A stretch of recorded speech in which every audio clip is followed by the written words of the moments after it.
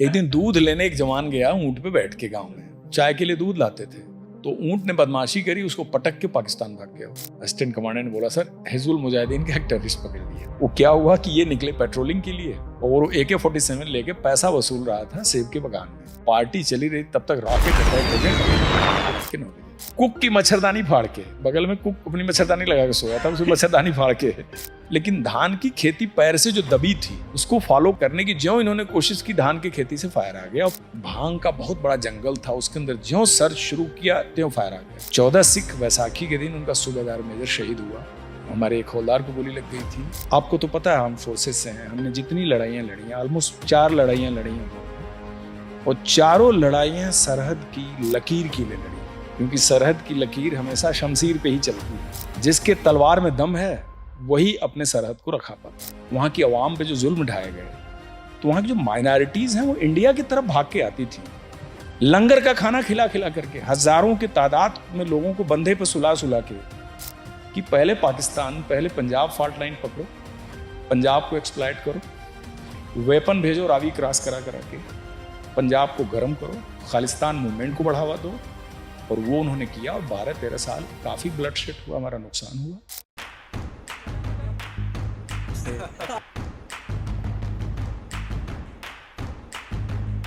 जय हिंद everyone, welcome back to our channel monks and warriors. और आज के जो गेस्ट हैं Shri Narendra Nath Dubey, Kirti Chakra, DIG of border security forces. And yes, before we get on with Shri Dubey, अगर अभी तक आप लोगों ने हमारे मॉन्क्स एंड वॉरियर्स क्लिप्स वाला चैनल चेकआउट नहीं किया है, फॉर शॉर्ट स्टोरी, जिनके पास टाइम कम है, you may like to just go and check it out. Sir, एक मूवी बन रही है आपके ऊपर, ग्राउंड जीरो करके। एक्चुअली मूवी बन चुकी है वो, और मैं इसको दूसरे तरीके से पेश करना चाहूँगा कि वो मेरे ऊपर कह लें, ये कह लें कि भारत सरकार ने मुझको एक किरदार, मतलब मेरे काम या मेरे कर्तव्य के माध्यम से वो बॉर्डर सिक्योरिटी फोर्स के ऊपर मूवी बनी है, जिसमें BSF के कंट्रीब्यूशन को, जो इंटरनल सिक्योरिटी सबसे बड़ा चैलेंज वाला प्लेटफॉर्म रहा है, उसको उन्होंने मेरे कैरेक्टर के थ्रू शो करने की कोशिश की है, या आप कह सकते हैं कि बायोपिक है मेरे बाय नेम, मेरे ऊपर। But the movies are created, they are produced for a very larger viewership who also like many things as a part of their entertainment and fun. बिल्कुल। तो that could be the idea behind that. Sir, without wasting much time, I will request, आप हमारे पहले border security force से guest हैं sir, and there are so many people who aspire to join the border security force. And तो मैं आपके माध्यम से पहले तो सारे BSF के officers, thank you so entire much, force thank को यू सो सैल्यूट करना मच। चाहूँगा sir, from our entire team. And I will request कि आप थोड़ा सा अगर कुछ BSF के बारे में बता दें सर, उनके चैलेंजेस कहाँ कहाँ डिप्लॉयड है एंड स्टफ लाइक दैट। सबसे पहले जो आपने एक सीमा सुरक्षा बल के बारे में इतनी अच्छी एक बातें पेश करी, मैं उन तमाम शहीदों और विकलांग लोगों तक पहुंचाना चाहूँगा कि प्रॉब्ली ये शब्द उनके लिए हैं और वो इसको डिजर्व करते हैं। जहाँ तक BSF की बात है, तो भारत की जो सीमाएं हैं, भारत के ऑलमोस्ट करीब 15,500 किलोमीटर लैंड बाउंड्री है, और बड़ा एक कोइंसिडेंस है कि भारत का ओशन बाउंड्री भी लगभग इतना ही है। तो भारत की समुद्री सीमा और भारत की लैंड बाउंड्री दोनों बराबर है लगभग। इसमें देख लीजिए तो जो सबसे चैलेंजिंग बॉर्डर है वो उस ट्रेजेडी से पैदा है जो ट्रेजेडी 1947 में हुई थी, वो है पाकिस्तान बॉर्डर। तो Pakistan border almost 3,200 kilometre plus border है, और जो बांग्लादेश के साथ बॉर्डर है, वर्ल्ड का 3rd लार्जेस्ट लैंड बॉर्डर है बांग्लादेश का। ये शायद लोगों को अंदाजा नहीं होगा कि बांग्लादेश बॉर्डर दुनिया का 3रा सबसे बड़ा लैंड बॉर्डर कैसे हो सकता है, but that is the fact. तो कहने का मेरा मतलब है कि जो लैंड बाउंड्री हम लोगों ने विरासत में लिया, इसको प्रोटेक्ट करने के लिए रेस्पेक्टिव स्टेट की आर्म पुलिस फोर्सेज रखवाली करती थी उसकी, लेकिन BSF आने से पहले लेकिन 1947 से 1965 के बीच की जो चुनौतियां रहीं, 18 साल की चुनौतियां जो रहीं, जिसमें सबसे बड़ी चुनौती थी इल्लीगल इन्फिल्ट्रेशन। जिस इल्लीगल इन्फिल्ट्रेशन का आप बड़ा प्रोमिनेंट फुटप्रिंट देखते हैं असम में, you are from Assam, Bengal, north east states, ये सबसे ज्यादा अफेक्टेड एरिया थे इंक्लूडिंग बंगाल।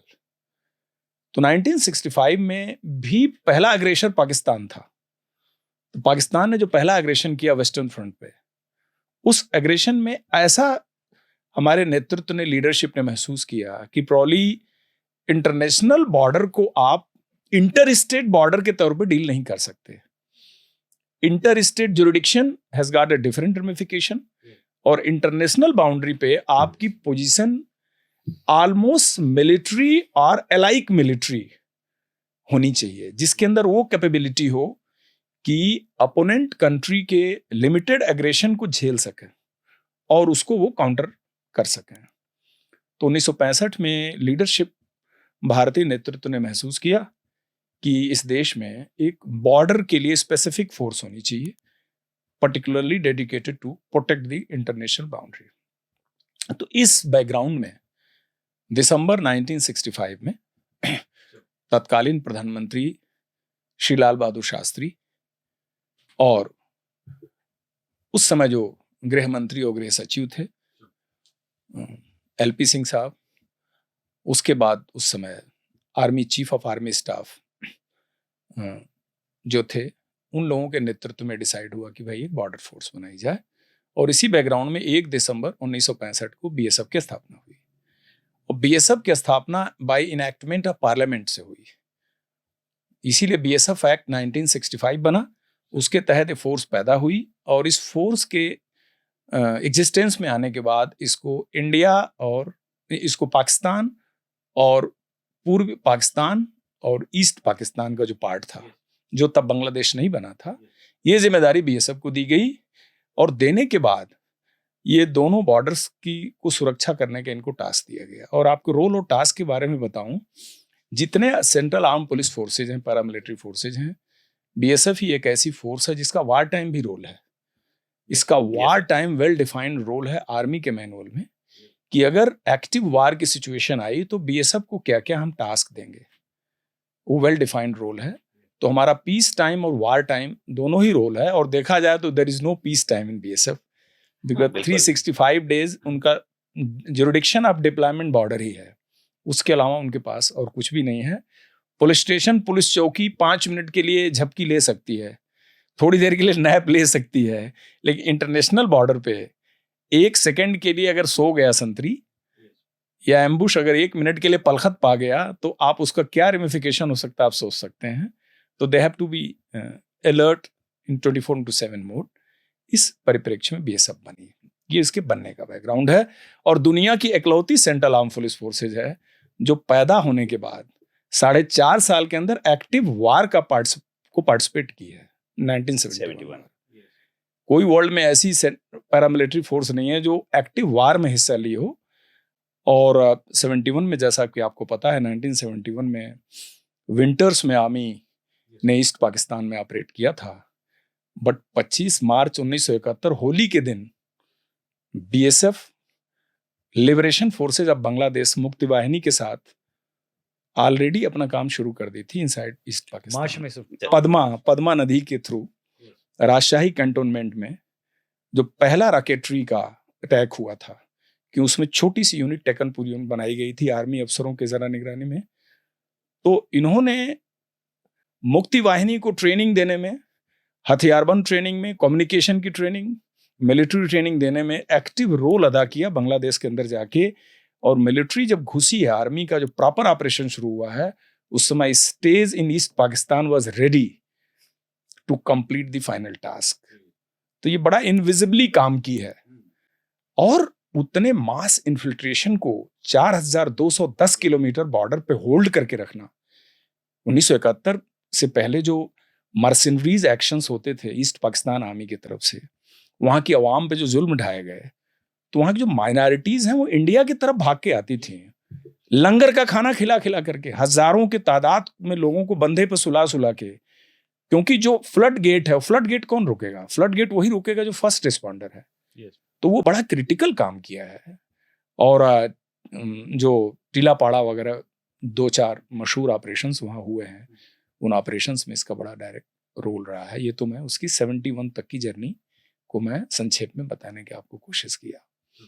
तो ये रहा सीमा सुरक्षा बल के एग्जिस्टेंस में आने का एक छोटा सा इतिहास। And in fact even CI operations में इन्वॉल्व रही है सर. आफ्टर दैट बीएसएफ जो सबसे बड़ा चैलेंज शुरू में उसने होल्ड किया, जैसा कि आपको पता है हमारी रियासतें आज़ाद तो हो गई, देश में राज्य बन गए, लेकिन हमारा जो नॉर्थ ईस्ट स्टेट्स का डायनामिज्म बिल्कुल डिफरेंट था और उसमें नागा इंसर्जेंसी पीक पे थी. तो नागा और त्रिपुरा, नागालैंड और त्रिपुरा दो को हैंडल करना एक बहुत बड़ा टास्क था. तो बीएसएफ की तो दो सरेंडर्ड नागा बटालियन है, 111 और 112 बटालियन. सरेंडर्ड जनरल जो है तो was made commandant of that, he is the first Kirti Chakra of border security force. अच्छा. Underground UG insurgent who surrendered with his complete troopers, and it was converted and it was redesignated as the 111 battalion BSF and 112 battalion. NSCN. That was the group. So that is the history that BSF has been able to remodify, redesignate, retrain complete Naga battalion, 2 battalions in main fold, taking same role and task by mixing the troops of the mainland in Nagaland. ये एक इतिहास है और वो north east को उन्होंने बहुत effectively handle किया. और उसी के बाद असम प्रॉब्लम, उल्फा की प्रॉब्लम शुरू हुई, ऑपरेशन राइनो आपको पता है, उसमें असम में बीएसएफ बहुत एक्सटेंसिवली डिप्लॉयड रही. तो बीएसएफ की किटी खाली कभी नहीं रही, क्योंकि ये सब सेटल होते होते Punjab started raising the head और कंप्लीट वेस्टर्न बॉर्डर अनफेंस्ड था. 3250 किलोमीटर बॉर्डर पर फेंसिंग ही नहीं थी. हम लोग जब सर्विस ज्वाइन किए तो बहुत सारे टाइम में ऊंट और गाड़ियां गलती से घूम के पाकिस्तान के पोस्ट पे चली जाती थी, कई बार उनकी हमारे यहाँ आ जाती थी. शुरुआती दिनों में तो वॉलीबॉल मैच के फिक्सचर्स आपस में होते थे. अच्छा सर. एक दिन उनकी टीम आती थी हमारे पोस्ट पे, एक दिन हमारी टीम उनके यहाँ खेलने जाती थी. हमारी ज्वाइंट बॉर्डर पेट्रोलिंग होती थी, मैं उस पेट्रोलिंग का पार्ट रहा हूँ. दिल्ली से पेट्रोलिंग प्रोग्राम इशू होता था कि पाक रेंजर के साथ बीएसएफ की ज्वाइंट पेट्रोलिंग महीने में इन डेज में होगी. मीटिंग पॉइंट ये जीआर है, पाकिस्तान स्टैंडर्ड टाइम से ये वक्त होगा, इंडियन स्टैंडर्ड टाइम से ये वक्त होगा, इतने से इतने बजे तक इस पिलर से इस पिलर के बीच आप पेट्रोलिंग करेंगे. वो एरा तो मैंने खुद देखा है. सारी सिचुएशन चेंज हुई है. आईएसआई के जनरल जियाउल हक के ऑपरेशन टोपाज के कॉन्सेप्ट को, ड्रीम को रियलाइज करने के चक्कर में कि पहले पंजाब फॉल्ट लाइन पकड़ो, पंजाब को एक्सप्लॉइट करो, वेपन भेजो रावी क्रॉस करा के, पंजाब को गर्म करो, खालिस्तान मूवमेंट को बढ़ावा दो. और वो उन्होंने किया और 12-13 साल काफी ब्लडशेड हुआ, हमारा नुकसान हुआ. इसीलिए पंजाब एक्शन प्लान में सबसे पहले पंजाब बॉर्डर पर फेंसिंग हुई और उसका असर भी पड़ा. तो पंजाब हैंडल किया और उधर पंजाब और कश्मीर दोनों 4 साल कॉमन चला. Late 1988 was the first blast in Kashmir. Telephone exchange Srinagar में पहला ब्लास्ट हुआ था. उसके बाद एयरफोर्स ऑफिसर्स की किलिंग हुई थी. तो देखा जाए तो लेट 88 एंड अर्ली 89 से टेररिज्म पाकिस्तान कश्मीर में शुरू हुआ. लेकिन पंजाब ऑलरेडी उस समय एक्टिव था और जाके दिसंबर 1993 में पंजाब सॉल्व हुआ है. तो देखा जाए तो फिर बीएसएफ 4 साल तो दोनों फ्रंट पे काम की. पंजाब में भी डिप्लॉयड थी, कश्मीर में भी डिप्लॉयड थी. और कुछ अफसर तो पंजाब से निकले और कश्मीर चले गए सीधे. यानी पंजाब के बाद उनका कूलिंग ऑफ कश्मीर में हुआ. ऐसे बहुत सारे लोग हैं, बीच में उनको गैप ही नहीं मिला. ये हुआ नहीं यार पहले उधर जाओ, अब कश्मीर जाओ, पंजाब तो सेटल हो रहा है. तो आप इससे अंदाजा लगा सकते हैं हमारा वेस्टर्न फ्रंटियर हमारी सुरक्षा के दृष्टि से कितना सेंसिटिव रहा है, और आज भी है और आने वाले टाइम में भी ये रहेगा. और बीएसएफ उसका फर्स्ट रिस्पॉन्डर है वहां बैठ के. तो बीएसएफ कभी भी they can not afford to be in a cool position. उनको तो हमेशा अलर्ट रहना पड़ेगा, अदरवाइज तो झंझट हो जाएगा. सर इसी में मैंने कहीं सुना है कि क्रीक क्रोकोडाइल्स करके भी एक बीएसएफ का पार्ट है. क्रीक क्रोकोडाइल्स बीएसएफ में एक कभी फॉर्मलाइज्ड यूनिट तो नहीं बनी. तो बीएसएफ ने 2009 में मुंबई अटैक के बैकग्राउंड में बटालियन लेवल पर उन्होंने ऐसा एक सोच एस्टेब्लिश किया कि हमारे पास एक ऐसा ट्रेंड दस्ता होना चाहिए जो ऐसी परिस्थिति में रिस्पॉन्ड कर सके. तो उसको लिए उन्होंने क्या किया वो मैं बताना चाहता हूँ. कुछ 100 किलोमीटर एरिया ऐसा है जैसे बीएसएफ की बड़ी शिप्स हैं और अरेबियन सी के अंदर हैं, क्योंकि वो एक्चुअली पूरा ओशन एरिया नहीं है. हाँ, बीएसएफ की जिसको फ्लोटिंग बीओपी बोलते हैं, मसगांव डक मुंबई का इंडिजिनस मैन्युफैक्चर्ड शिप है बीएसएफ के पास, जो कि अपने आप में बंगाल- सीमा चौकी है। बंगाल उसमें भी है सर, बंगाल में भी है, बंगाल सुंदरबन में भी है। सुंदरबन डेल्टा। तो वो अपने आप में सीमा चौकी है। ट्रुप्स के रहने का पूरा इंतजाम, खाना बनाना, कुकिंग, वॉशरूम, खेलने का इंतजाम, सारे जिसको जो पदाधिकारी हैं उनके रहने का इंतजाम, तो उसको फ्लोटिंग बीओपी कहते हैं। एक ऐसी सीमा चौकी जो समुद्र में फ्लोट कर रही है। आज वो यहाँ है, 4 घंटे बाद वो 2 किलोमीटर दूर है। वो फ्लोट भी कर रही है, निगरानी भी कर रही है और अपनी एग्जिस्टेंस भी है, फिजिकल बैरियर। लेकिन अरेबियन सी बहुत ही रफ माना जाता है। Arabian sea is very rough. तो उस बड़ी जो सीमा चौकी का फ्लोटिंग बीओपी के साथ अटैच्ड हुए हाई स्पीड बोट्स भी होते हैं, Yes. उससे अटैच्ड होते Yes. हैं। लेकिन high speed boats rough Arabian sea में इंडिपेंडेंटली वर्क नहीं कर पाते, क्योंकि जब हाई टाइड होता है या वेदर बहुत खराब होता है तो वो जो हाई स्पीड बोट्स को टर्बुलेंस फेस करना पड़ता है। तो जिस पे हैंडलर्स हैं लड़के, जो नॉर्मल ट्रेनिंग पाए हुए लड़के हैं, वो वहां सर्वाइव नहीं कर सकते, इंसिडेंट होने का खतरा रहता है। तो अपनी 24 घंटे वहां पर अपनी प्रेजेंस वो बनाए रखे हैं, इसलिए उसको उस मॉडल पे ट्रेन किया गया जिसको क्रोकोडाइल कमांडो बोला गया। और वो करीब 50 या 75 की स्ट्रेंथ होगी, जो मेरी जानकारी है। और वो ट्रेनिंग दे करके वो मेंटेन कर रहे हैं कि हमें कभी क्रीक एरिया में, हरामी नाला एरिया में, कोट लखपत है, कोटेश्वर एरिया में रिस्पॉन्ड करना हो तो हम एक लिमिटेड कैपेसिटी को डेवलप करें, so that we can counter any threat in the future. That is the background of the crocodile commando. एक Pushpendra Singh Rathore, he is my batchmate. Basically, he was commandant there, and it was his idea. He's an international basketball player. He's a very coveted golfer. He retired as a IG recently.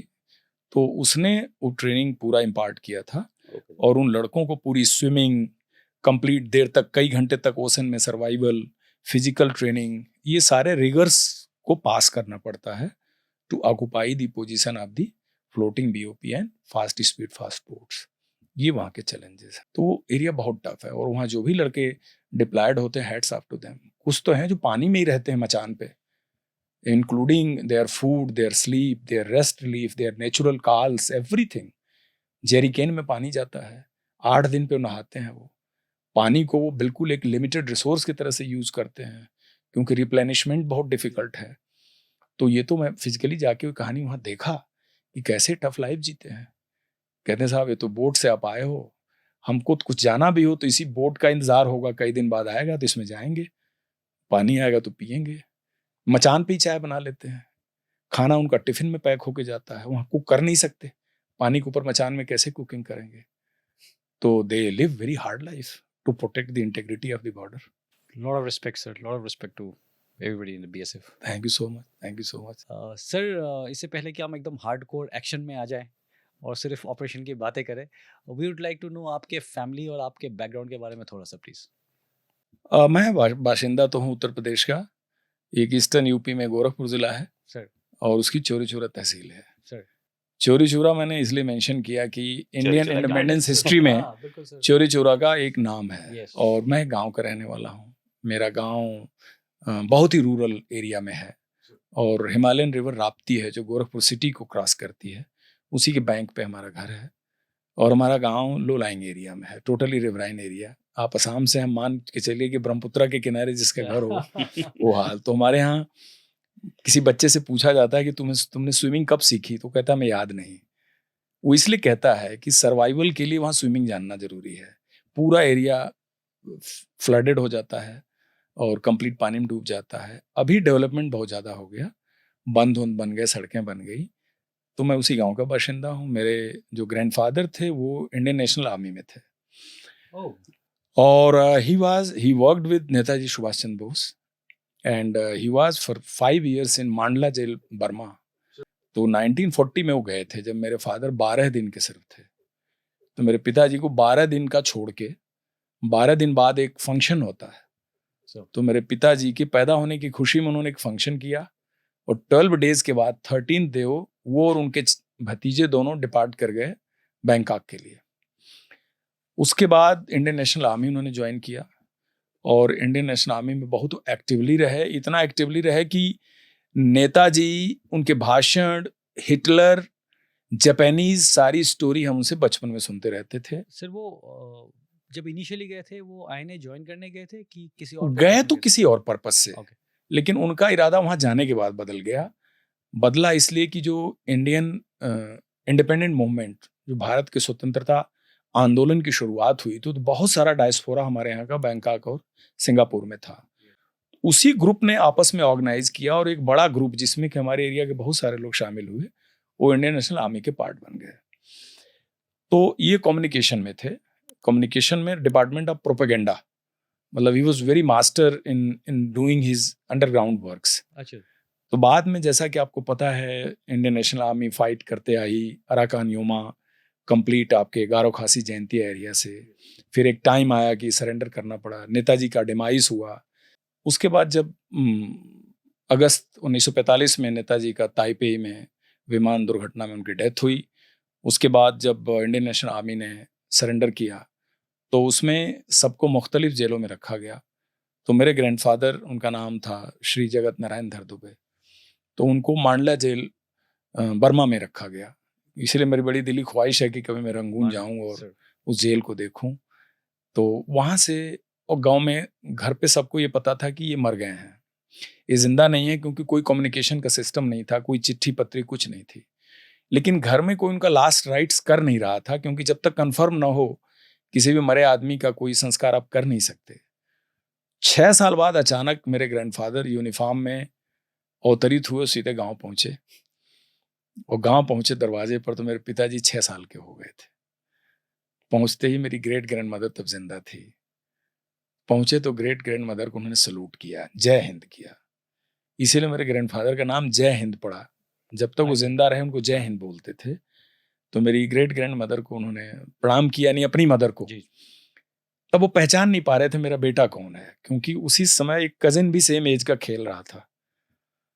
तो मेरी great grand mother ने बोला कि ये तुम्हारे वाले हैं, यानी ये तुम्हारे बेटे हैं और वो मिस्टर विद्याधर के बेटे हैं। तो इन्होंने आउट ऑफ कर्टसी पहले भतीजे को गोद में उठाया कि मतलब अपने बेटे को उठा लूंगा, भतीजे को नहीं उठाऊंगा तो थोड़ा सोशली ऑड लगेगा।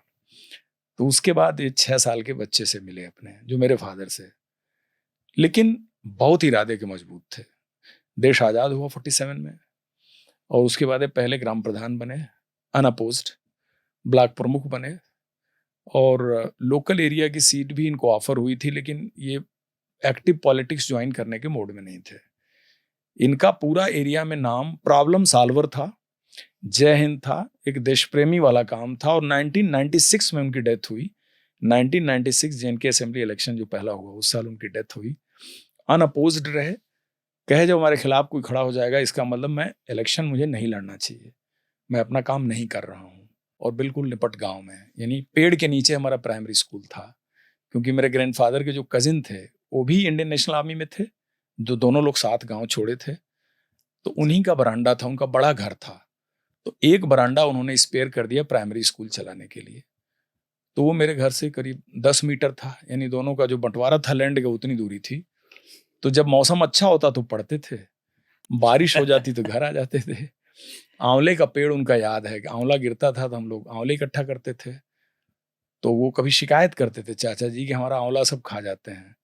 तो हमारे टीचर पनिशमेंट के लिए गिरे हुए 10-15 आंवले इकट्ठा करके देते थे कि सब बैठ के खाओ, तुम आंवला खट्टा होता है, आंवला बहुत ज़्यादा खा नहीं सकते। और वहाँ से तो हमने पहली, दूसरी, तीसरी, चौथी, 5वीं क्लास की पढ़ाई कंप्लीट की। और हमारे टाइम में 5th क्लास पे भी बोर्ड होता था, यानी वो एग्ज़ाम उसी स्कूल के अंदर नहीं होता था।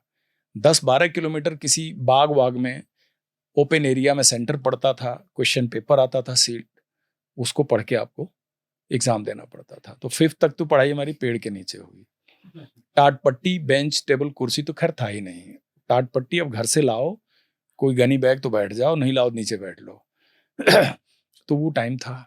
टाइम कैसे देखते थे, उस बरांडे का जो धूप था, वो धूप का जो शेड पड़ता था, तो पता होता था 4 बजे छुट्टी होगी तो शेड यहाँ आता है, उसकी लाइनिंग खींचते थे हम, इंतजार करते थे धूप यहाँ आ गई समझ लो छुट्टी हो जाएगी।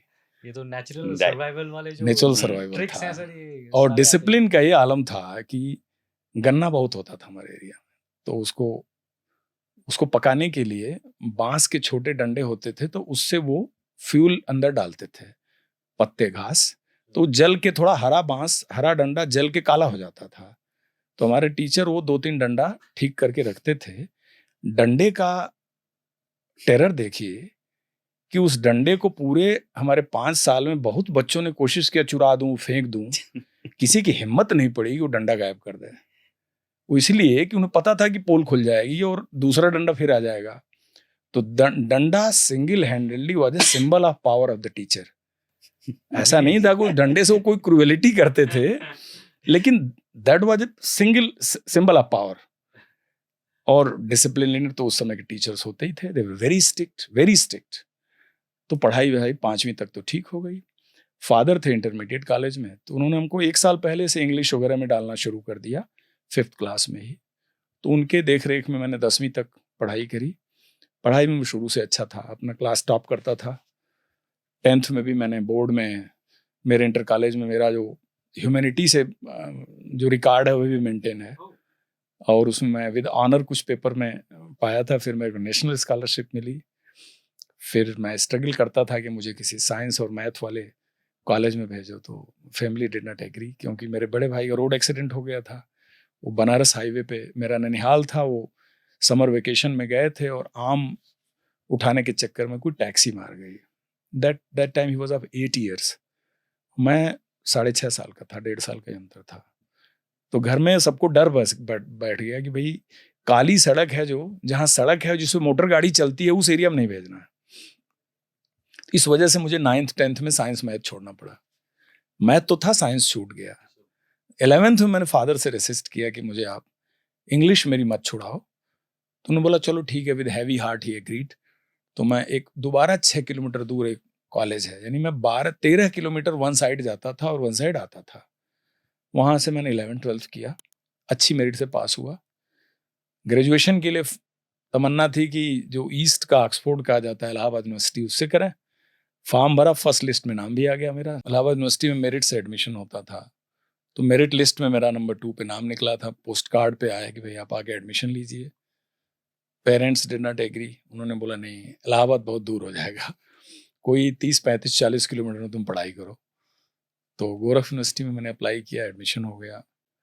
फर्स्ट ईयर में मुझको एक लोकल एपीओ थे रेलवे के, उनका घर था, तो उन्होंने एक छोटा सा कमरा दे दिया। वो अपना स्कूटर खड़ा कर देते थे उसमें, बोले भाई इसी में रह के 1 साल पढ़ो। तो मेरी ग्रैंड मदर मुझे अकॉम्पनी की। मदर इसलिए नहीं आ पाई कि खाना बनाने के लिए, कि घर में बड़ा परिवार था, तो मदर ग्रैंड मदर से ज़्यादा यंग थी, तो हुआ भाई नहीं, वो जिम्मेदारी उनके पास होनी चाहिए।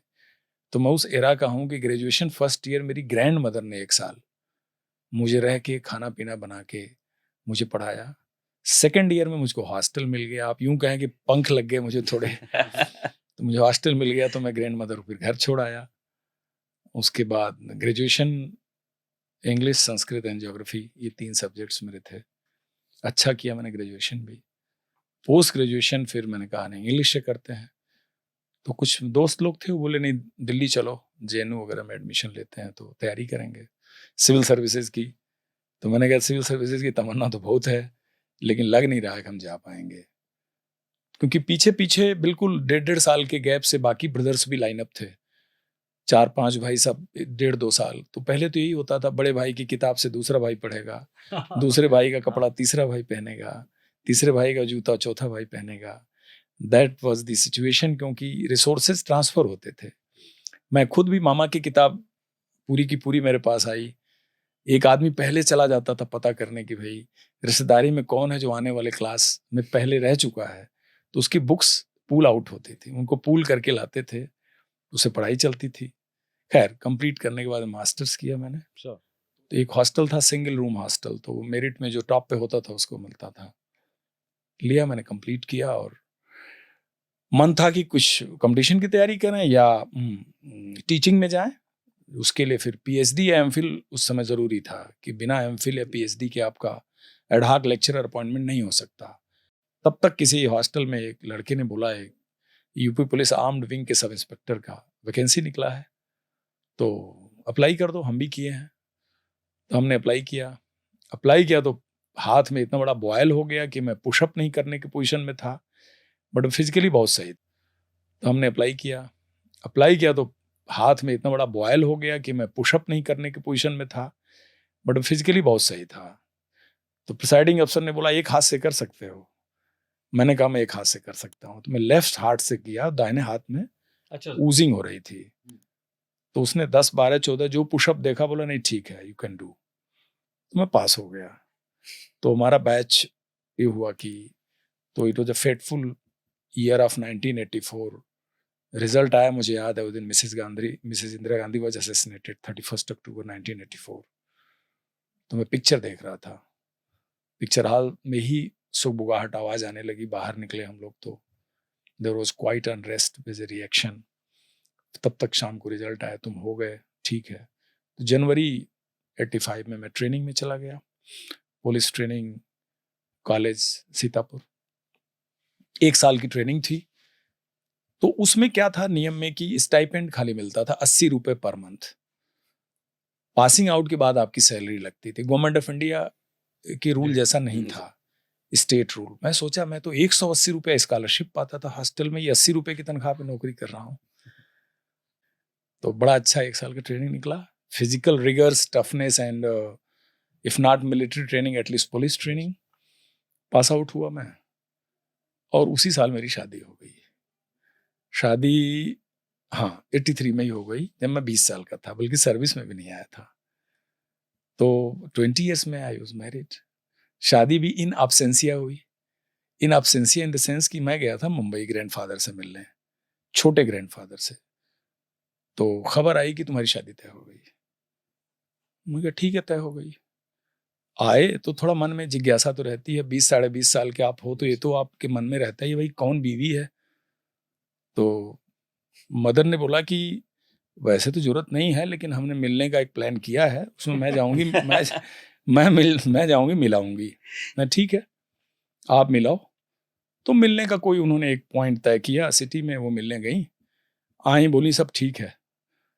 ठीक है, चली गई वो। तो हॉस्टल में मेरे रूममेट ने बोला कि यार ये तो ठीक है, लेकिन जाती है, साला तुमको मिलना चाहिए। मैंने मिलें कैसे?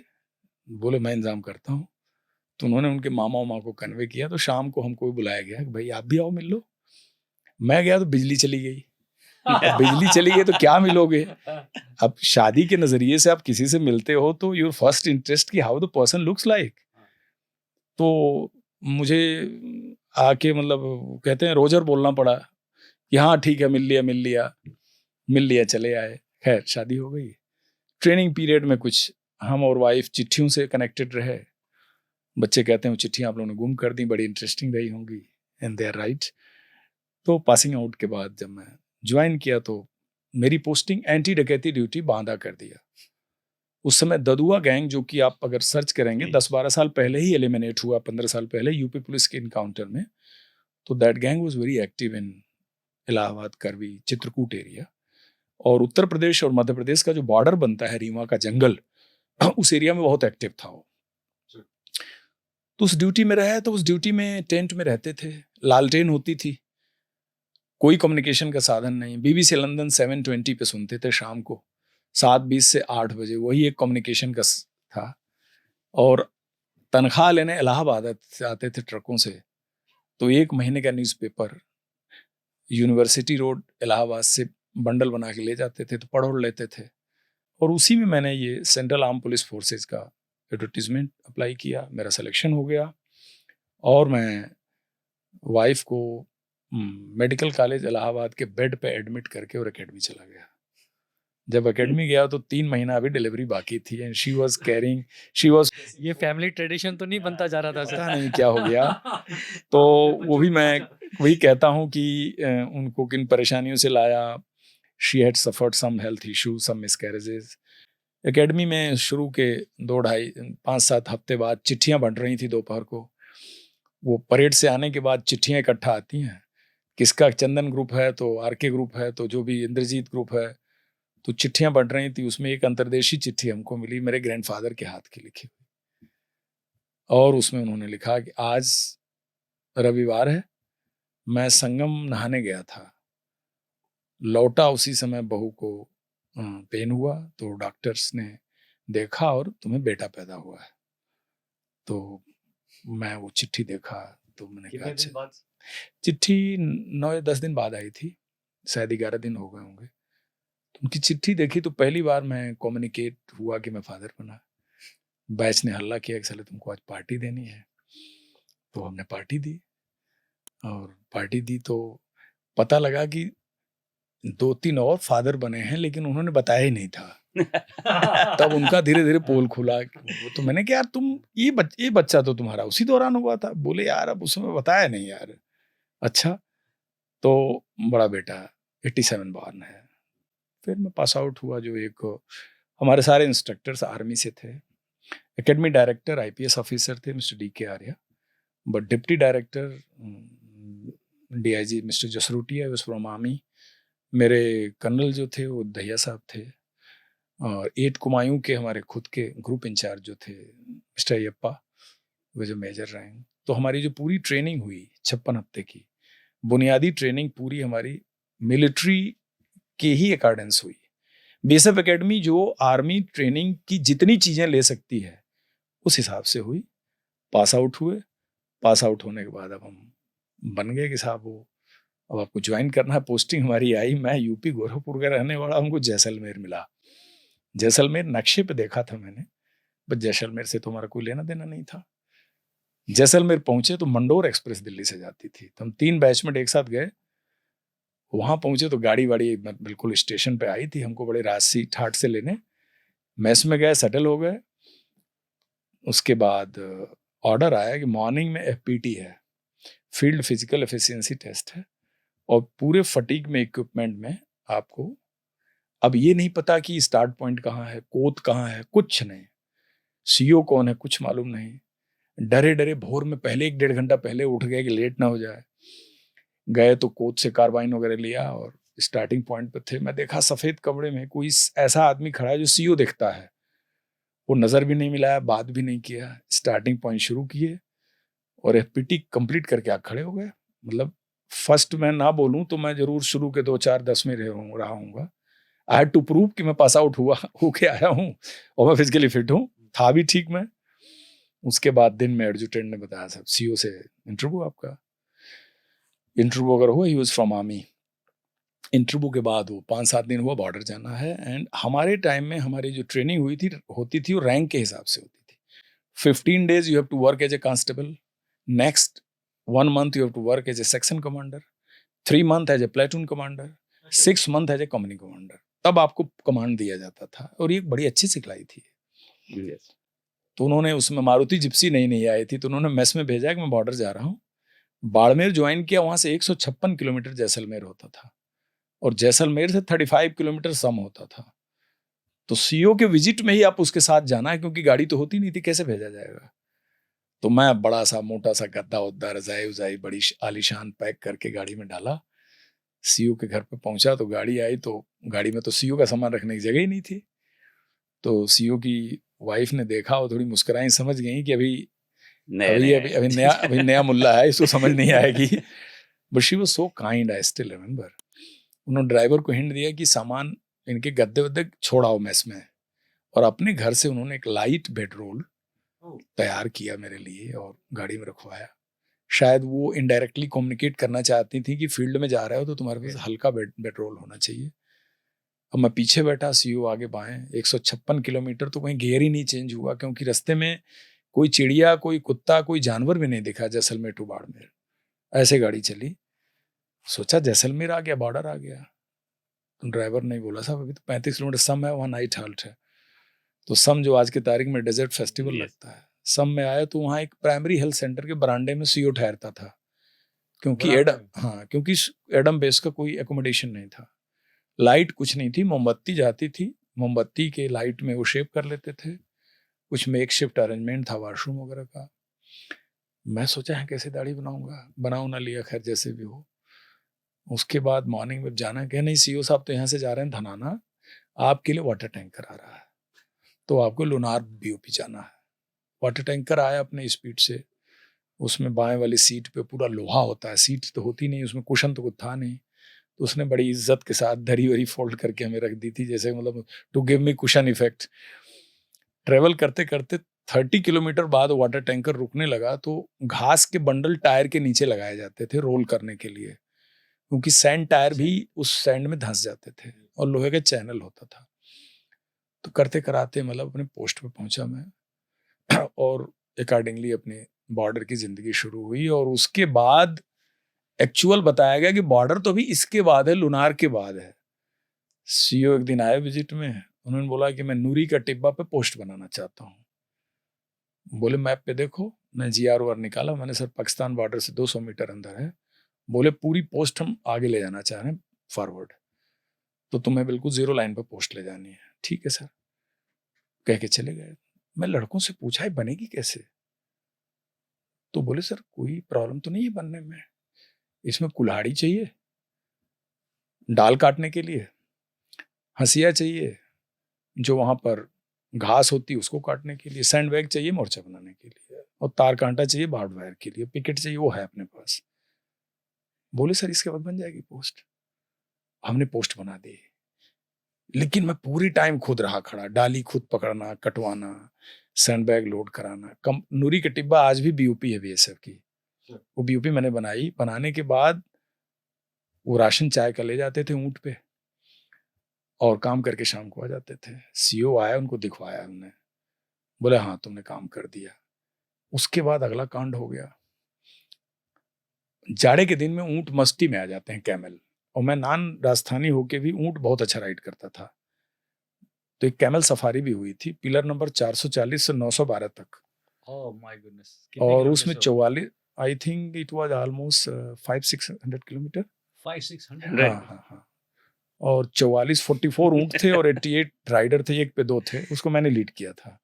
बाद में एयरफोर्स और बॉर्डर सिक्योरिटी फोर्स की ज्वाइंट सफारी हुई थी, और उसमें पूरे दिन 70 किलोमीटर तक हम चल लेते थे। 70 किलोमीटर के बाद तो ऊंट पे लगता था उड़न खटोला पे हम, और जिस पोस्ट पे रुकते थे वहां खाना होता था, कैंप फायर होता था, अगले दिन फिर चल देते थे।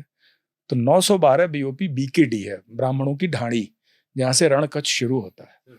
वहां पर जाके टर्मिनेट हुआ, वहां हमारा स्वागत हुआ, वापस आ गए हम। तो वो किया।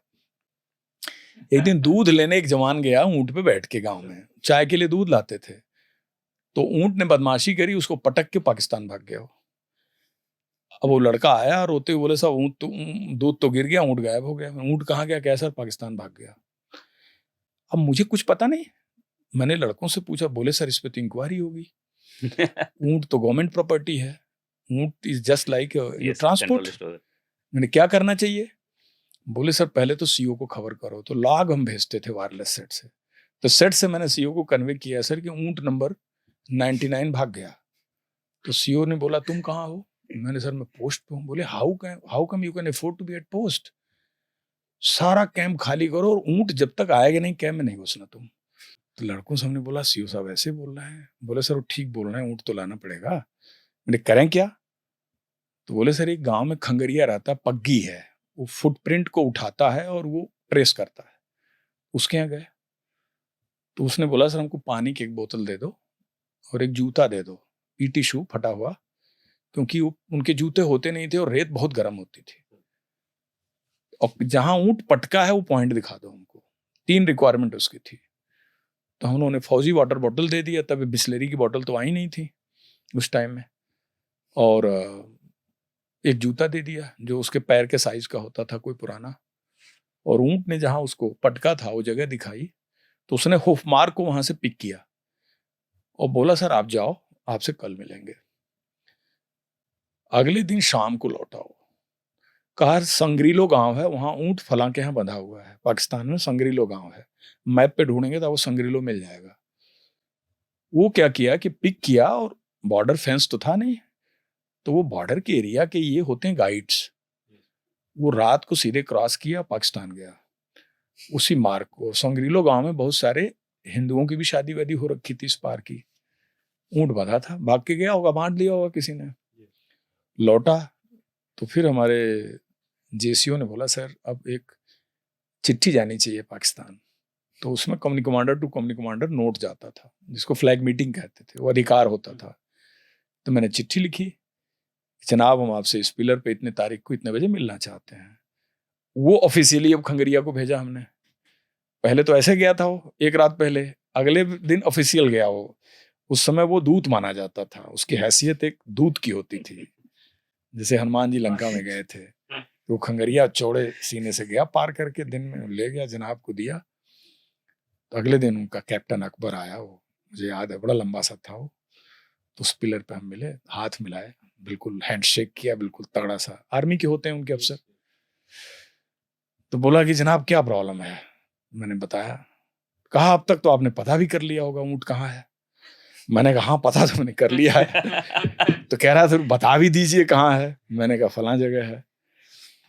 कह रहा सर ये ऊँट आपको कल मिल जाएगा, अगर ये ऊँट नहीं मिला तो वही ऊँट का नंबर डाल के दूसरा ऊँट मैं आपको दूंगा।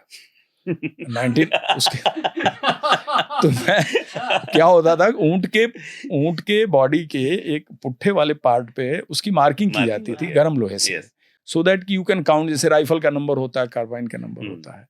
तो ऊँट का नंबर 99 था, उसकी हिस्ट्री शीट होती पूरी। तो बोले वही नंबर डाल के दूसरा ऊँट दूंगा, young man don't get worried. मैं ठीक है। अगले दिन ऊँट लाया, वो दिया मुझे। तो वही था सर, या वही था, नंबर वही डाल था। के था? नहीं, ऊँट ओरिजिनल लाया वही है। ऊँट तो लड़के पहचान जाते हैं। ऊँट ले आए हम लोग। फिर लड़कों से बोला आप क्या करें। बोले सीओ साहब को बताओ सर ऊँट मिल गया। सीओ को मैंने कन्वे किया। बोले ओके, इवनिंग 2 केस रम पार्टी। मैंने कहा बड़ा दिलदार है। मैंने कहा ये तो ऊँट बड़ा बढ़िया चीज है ये साला गायब, हर 2 महीने में काम कर दिया करो। मैंने कहा ये बात करनी पड़ेगी। मैंने कहा जब ये गायब नहीं हुआ था, जो हम अपना भेजेंगे। मैंने कहा जब ये गायब नहीं हुआ था तो कुछ भी नहीं था, इसे गायब होते ही इतनी बड़ी चीज हो गई। एनीवे, मतलब that is lighter part. But कहना मैं ये चाहता हूँ कि देखिए जब आप फील्ड में ग्राउंड पे काम करते हैं तो ये सारे चैलेंजेस किसी ट्रेनिंग का सिलेबस में नहीं है। ये वो चीज है जो एक्चुअली जाके आप ग्राउंड पे देखते हैं। देन आई धीरे धीरे मैं नुआंसेस सीखा, हार्डशिप, वहाँ के rigours, challenges, how to deal, and I became a perfect Rajasthani ऊंट rider of the typical area. मतलब ऊंट जाड़े के दिन में राइड अगर मैं कर रहा हूँ और हमको गिराने की कितनी भी कोशिश करे वो नहीं गिरा सकता है। इतनी चीज सीख गया था मैं। क्योंकि लड़के भी कई बार मजे लेने के लिए बदमाश ऊंट आपको दे देते हैं ना, कि नहीं सर ये वाला ठीक है, वो भी देखते हैं आपको। They also try to assess you कि आप कैसे रिएक्ट करते हैं। बट मेरी बड़ी अच्छी एक होल्ड बनी और मैं कंपनी बहुत अच्छा कमांड किया। तब तक अचानक टी कोरिया डीआईजी का इंस्पेक्शन था, तो कमांडिंग अफसर ने मेरा पोस्ट चुना कि वहाँ ब्रीफिंग ये यंग अफसर देगा। तो T Korea was MP cadre officer, Madhya Pradesh cadre. वो आए और धड़ाधड़ खबर लगती रही है पहुँच रहे हैं। आया शाम को, तो मैंने वी पॉइंट ब्रीफिंग दिया पाकिस्तान के बारे में। पता नहीं वो ब्रीफिंग मैंने बहुत तैयार किया था किसी इंटेलिजेंस जेसीओ से मिलके, जो कि पाकिस्तान साइड की एक एक बारीक डिटेल हमको दिया। तो डीआईजी ने जब ब्रीफिंग सुना तो बोला कि इसको पाकिस्तान की इतनी डिटेल पता है। तो मुड़ा पीछे, सीओ को बोला call this officer tomorrow in the headquarter, I want to award him. ठीक है, चले गए वो। अब अगले दिन चूंकि डीआईजी ने बुलाया था तो हमारे लिए जीप भेजी गई, क्योंकि उधर सम्मेलन होना है। वाटर टैंकर, अरे मैं वाटर टैंकर मेरा हट गया उस दिन, पेट्रोल जीप थी खुली वाली। मैं गया, बोला तुम तैयार व्यार कर लो। फिर बगल के जो 2 और सीओ थे, मनोहर सिंह राठौर, वो भी आर्मी के थे, केएस गिल, भी बोले यार तूने क्या ब्रीफिंग दी। मैं सर मुझे कुछ नहीं पता, पर्ची लिखा हूँ। तो बाद में मुझे अच्छा ही लगा कि उस पर्ची की वो लोग कॉपी लिए, कुछ किए, नोट किए। फिर मुझे उन्होंने पहला कमेंडेशन कार्ड सम्मेलन में दिया, जो मेरे पास आज भी है, कि excellent briefing at BOP Lonar, कि यानी सिंध एरिया की इतनी जानकारी इसने ली। नौकरी ज्यादा हुई नहीं थी, बट ये मन में इच्छा थी कि आ रहा है तो मैं बेस्ट करूं, अपना बेस्ट करूं। उसके बाद फिर हेडक्वार्टर, फिर एक दिन गलती से इन्होंने हेडक्वार्टर में बुला लिया मुझे। आईजी इंस्पेक्शन था, तो आईजी साहब अमिताभ गुप्ता साहब आए हुए थे, तो उनको शाम को ब्रिज पार्टनर चाहिए था, कोई ताश खेलने वाला। अब उस समय ब्रिज ताश वाले ज्यादा मिलते नहीं थे, तो इन्होंने मुझे बोला कि ये जानता है, तो मुझे बिठा लिया। तो उनका हेलीकॉप्टर 2 बजे उड़ा। राजस्थान फ्रंटियर के आईजी के पास हेलीकॉप्टर होता है।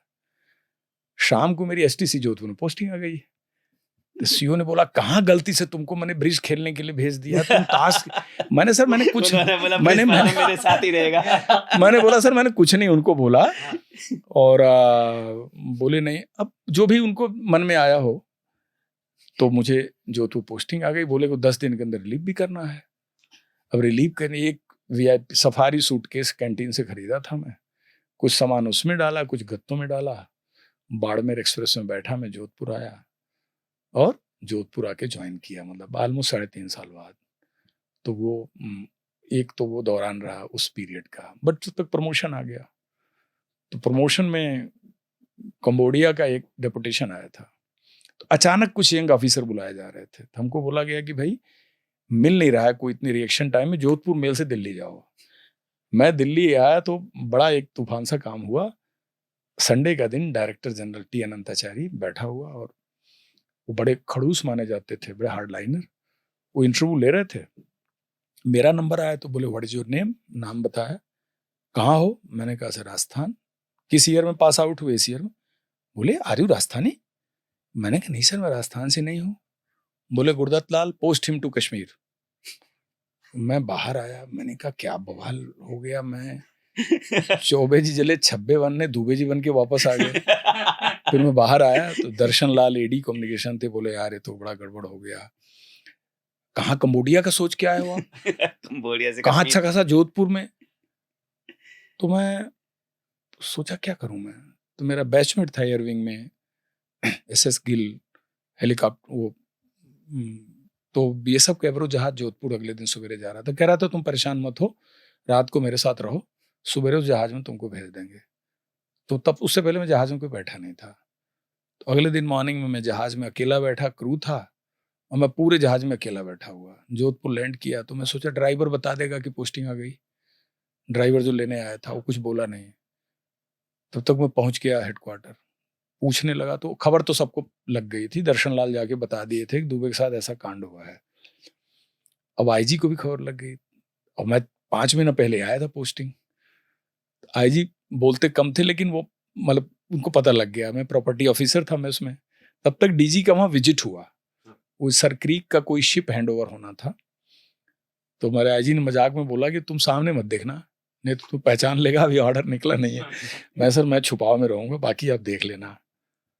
तो बाद में शायद IG ने उनको बोला कि सर ये प्रमोशन जोन में है, प्रमोट हो जाएगा तब कर देना। तो वो मान गए। फिर मेरा प्रमोशन आ गया, पोस्ट आउट हो गया। बटालियन पंजाब में थी, पंजाब से निकल रही थी। डी इंडक्शन के टाइम में वाइफ को घर भेजा मैं। हमने कहा आप कहाँ दिल्ली में रहेंगे, कोई तो जगह थी नहीं। और पंजाब से नीचे डाउन होते समय हमने फिर दिल्ली में 6-7 महीने हैंडल किया बटालियन को। उसके बाद बंगाल गए, नॉर्थ बंगाल, और नॉर्थ बंगाल में भी करीब 1.5 साल रहे सिलीगुड़ी में, जिसमें मैं 3 महीने में 3 स्कूल ड्रेस और 3 बुक्स का सेट चेंज किया बच्चों का। क्योंकि बटालियन पहले गई कूच बिहार, वहाँ के हिसाब से किताब खरीदी, ड्रेस बनवाया।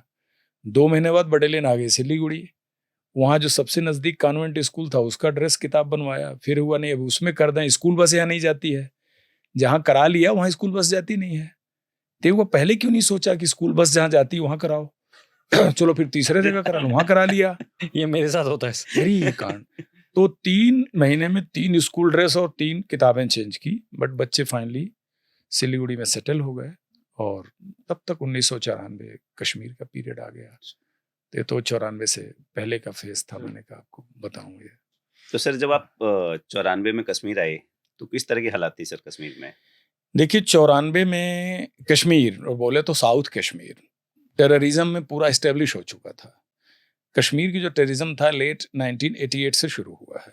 89 में काफ़ी कुछ इंसिडेंट्स बढ़ गए थे, और सन 90 में जब इन्फिल्ट्रेशन हुआ फॉरेन टेररिस्ट फाइटर्स का थ्रू LOC, वो बड़ा गेम चेंजर रहा।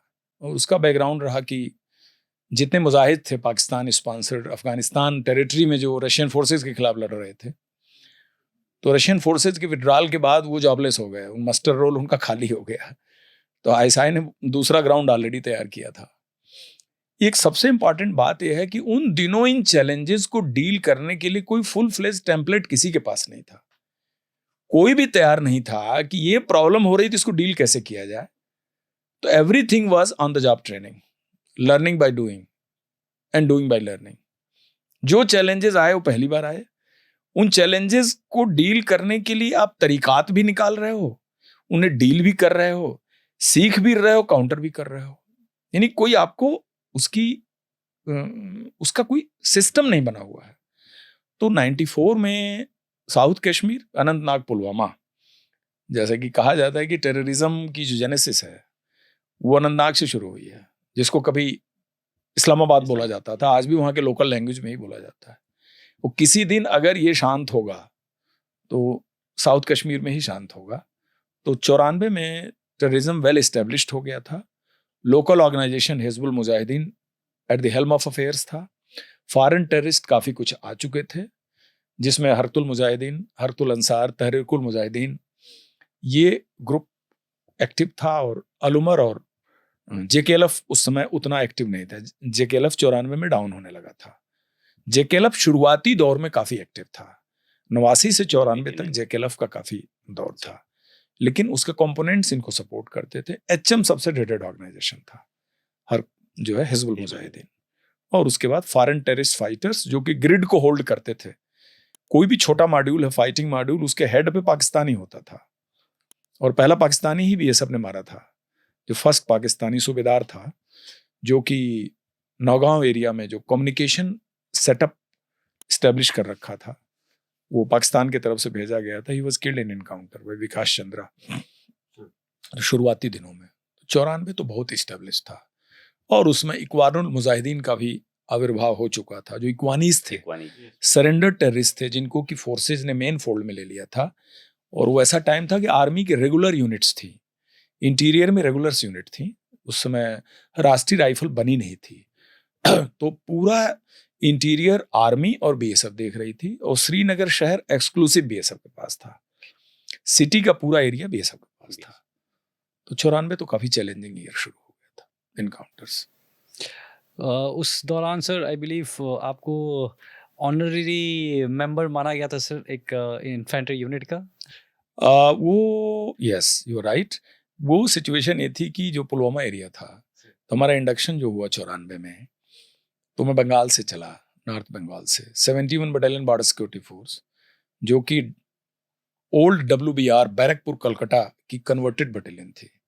वेस्ट बंगाल राइफल जब री एम्बॉडीड हुआ बॉर्डर सिक्योरिटी फोर्स में 1965 में, तो ये बटालियन 71 बटालियन के रूप में बनी। और इस बटालियन को 1971 वार लड़ने का भी गौरव मिला है।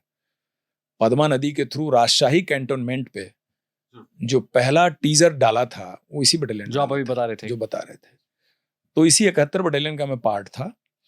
तो 1994 में इसको आदेश मिला कि आप साउथ कश्मीर पुलवामा जाएंगे और आप 82 बटालियन को रिलीव करेंगे। 182 बटालियन थी।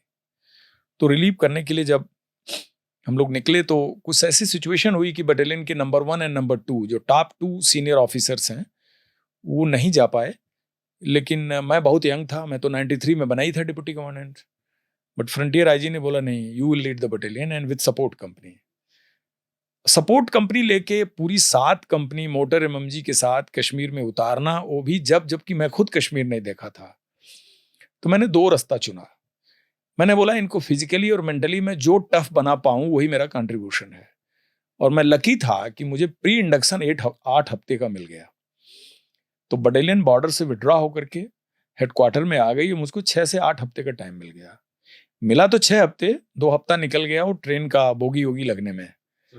तो मैंने इनका बनाया शेड्यूल। और तब इतनी कैपेसिटी थी, फिजिकली इतने फिट थे, इतनी ताकत थी, इतनी काम करने की क्षमता थी। बटालियन ट्रुप्स बहुत अच्छी थी। आईजीज और डीआईजीज का डेलीगेशन बहुत तगड़ा था। उन्होंने बोला तुम तैयार करो, इट इज योर बेबी। कि मैं इनका मॉर्निंग से लेकर रात तक फिजिकल ट्रेनिंग और जितनी मिलिट्री ट्रेनिंग है वो मैं खुद करवाता था। मतलब मॉर्निंग में रनिंग है तो मैं दौड़ूंगा साथ में। रनिंग फिनिश होगी 1 घंटा बाद तो मैं साथ रहूंगा। और गेम, और नॉट ओनली दिस, पूरा ऑफिस वर्क निकालना।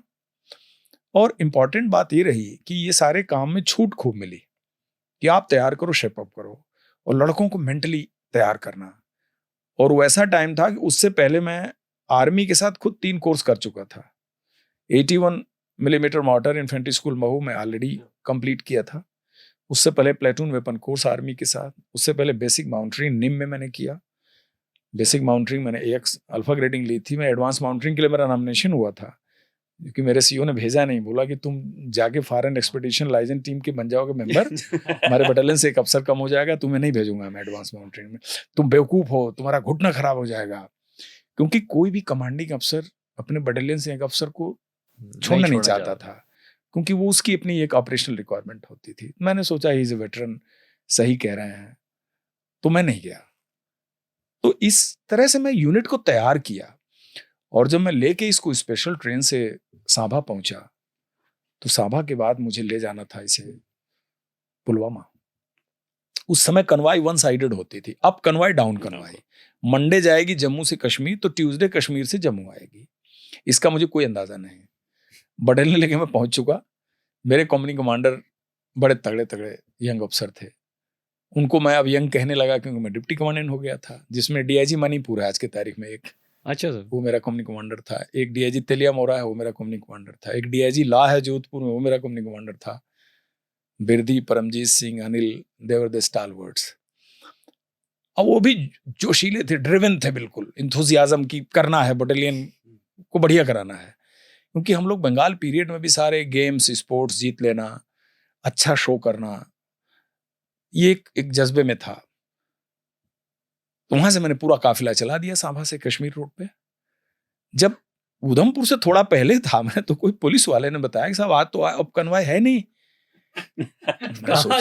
मैं सोचा बड़ा बेवकूफ हूं मैं, ये तो पूरे लेके कहां जाऊंगा मैं? 300 किलोमीटर पीर पंजाल क्रॉस करना है, नेहरू जवाहर टनल क्रॉस करनी है। तो उधमपुर में एक हमारा ट्रेनिंग सेंटर है, तो पूरी कन्वाई मैंने उधमपुर ट्रेनिंग सेंटर में डाल दी। साइडों में ट्रक खड़े हो गए। जाके मैं मिला किसी अफसर से, मैंने बोला इनको चूल्हा उला चलाएंगे, ये रात का खाना बनाएगी जनता। उन्होंने कुछ कुछ एरिया एलोकेट कर दिया, हम भी रात गुजारे। और रात को ही मैंने बोला सारे ट्रक बैक करके लगा लो, और सवेरे के टाइम पे स्टार्ट किया हम लोगों ने। और पहली बार मैं कश्मीर के लिए निकला। रोड, पहाड़ी, नाला, माउंटेन जो भी है, मैं अपनी नजर से भी पहली बार ही देख रहा था। पीर पंजाल से जवाहर टनल से पहले कुछ ट्रक खराब हो गए, क्योंकि उस समय इतने अच्छे ट्रक होते नहीं थे। उनको चुनने की प्रक्रिया इतनी अच्छी नहीं थी कि आप अच्छे बेस्ट ट्रक चुनो, जो भी ट्रांसपोर्टर दे दिया आपको ले जाना है। उनको भी ठीक कराए, रास्ते में टायर वायर चेंज हुए। पीर पंजाल क्रॉस करते करते रात हो गई। तो जवाहर टनल से जो अवंतीपुर का जर्नी था, वो अंधेरे में किया हम लोगों ने, और पूरी ट्रप्स पूरी रात जगी हुई थी। अवंतीपुर में हमको 14 सिख का आरोपी मिल गया। 14 सिख डिप्लॉयड थी पुलवामा में। तो उनके एक अफसर आए, उन्होंने बोला कि आरोपी लगी रहेगी, आप निकालो ट्रुप्स, रात को थोड़ा सा फायरिंग एम्बुश वगैरह का देख लेंगे जो भी है। तो पूरे ट्रक्स मैंने पुलवामा सिटी में डाले, लेकिन उनके कंपनी लोकेशंस पे भी ट्रक डालने थे, क्योंकि इतने सारे ट्रक एक जगह इकट्ठा करना बहुत बड़ा सिक्योरिटी हजार्ड था। तो राजपुरा के पास बिलाऊ है, वहां पर कुछ ट्रक पड़े, लेकिन इतने लोग सो गए, थके हुए थे कि सब ट्रकों में ही पड़े रहे। और गार्ड बाहर जो भी 150 मीटर गार्ड ड्यूटी लगी, भाई रात निकालो किसी तरह से। अगला दिन सवेरा हुआ तो हम लोगों ने धीरे धीरे इंडक्शन प्रोसेस शुरू किया, और प्री इंडक्शन ट्रेनिंग में ही एम्बुश हो गया। प्री इंडक्शन ट्रेनिंग चली रही थी, क्योंकि जिस बटालियन से हमको टेक ओवर करना था, उनको भी हमें 3 हफ्ते 4 हफ्ते प्री इंडक्शन में एक दूसरे के साथ काम करना था। रत्नीपुरा से कार्डन करके लौट रहे थे हम लोग, और यही आपका अवंतीपुर एयरफील्ड के नीचे वाला एरिया, रास्ते में एम्बुश हो गया। और मैं लाइफ में पहली बार फायर करके भागते हुए टेररिस्ट को देखा, पहली बार। उसके फायरिंग से किसी को गोली नहीं लगी। कैसे होता है ये एम्बुश? हुआ ये कि रत्नीपुरा से हम आ रहे थे वापस पुलवामा, तो गाड़ियों में चल के, गाड़ियों में पूरा कार्डन सर्च हो चुका था, रिटर्न हो रहे थे, बट अभी सूरज डूबा नहीं था, लाइट थी। अचानक देखा कि अचानक तरतर तरतर फायरिंग हो रही गाड़ी पे। तो अब पता नहीं था कि उस समय क्या करना है। कितने distance? I think 100 metre, but लगा नहीं किसी को। गाड़ी से जंप किए, जब तक हम लोग निकले तब कुछ त्रिपुरा के लड़के थे हमारी टीम में, वो लगे फायर करने। उनको पहले होल्ड किया कि पब्लिक को न किसी गोली लग जाए। तब दाहिने धान के खेत में देख रहा हूँ पैडी, क्योंकि जुलाई अगस्त का टाइम था, और वो शाली बोलते हैं लोकल कश्मीरी भाषा में धान को। तो शाली की खेती लगी हुई थी, पानी था। काले कपड़े में वो बैरल को पीछे करके फायर कर रहा है और उल्टा भाग रहा है। उसको कुछ दूर चेज करने की कोशिश की, तार कांटा था, उसे फंस के गिर भी गए। फाइनली उस टेररिस्ट को मार नहीं पाए, ही मैनेज टू एस्केप। लेकिन वो पहला एक्सपीरियंस था कि मूविंग कन्वाई पे एम्बुश कैसे होता है। तब तक अभी आगे बढ़ रहे हैं, लाजूरा गांव क्रॉस कर रहे हैं, वहां दूसरा एम्बुश। वो एम्बुश कहां से हुआ, किधर से गोली आई, कौन मारा, कुछ नहीं पता। हो गया, बस निकल गए, बच गए।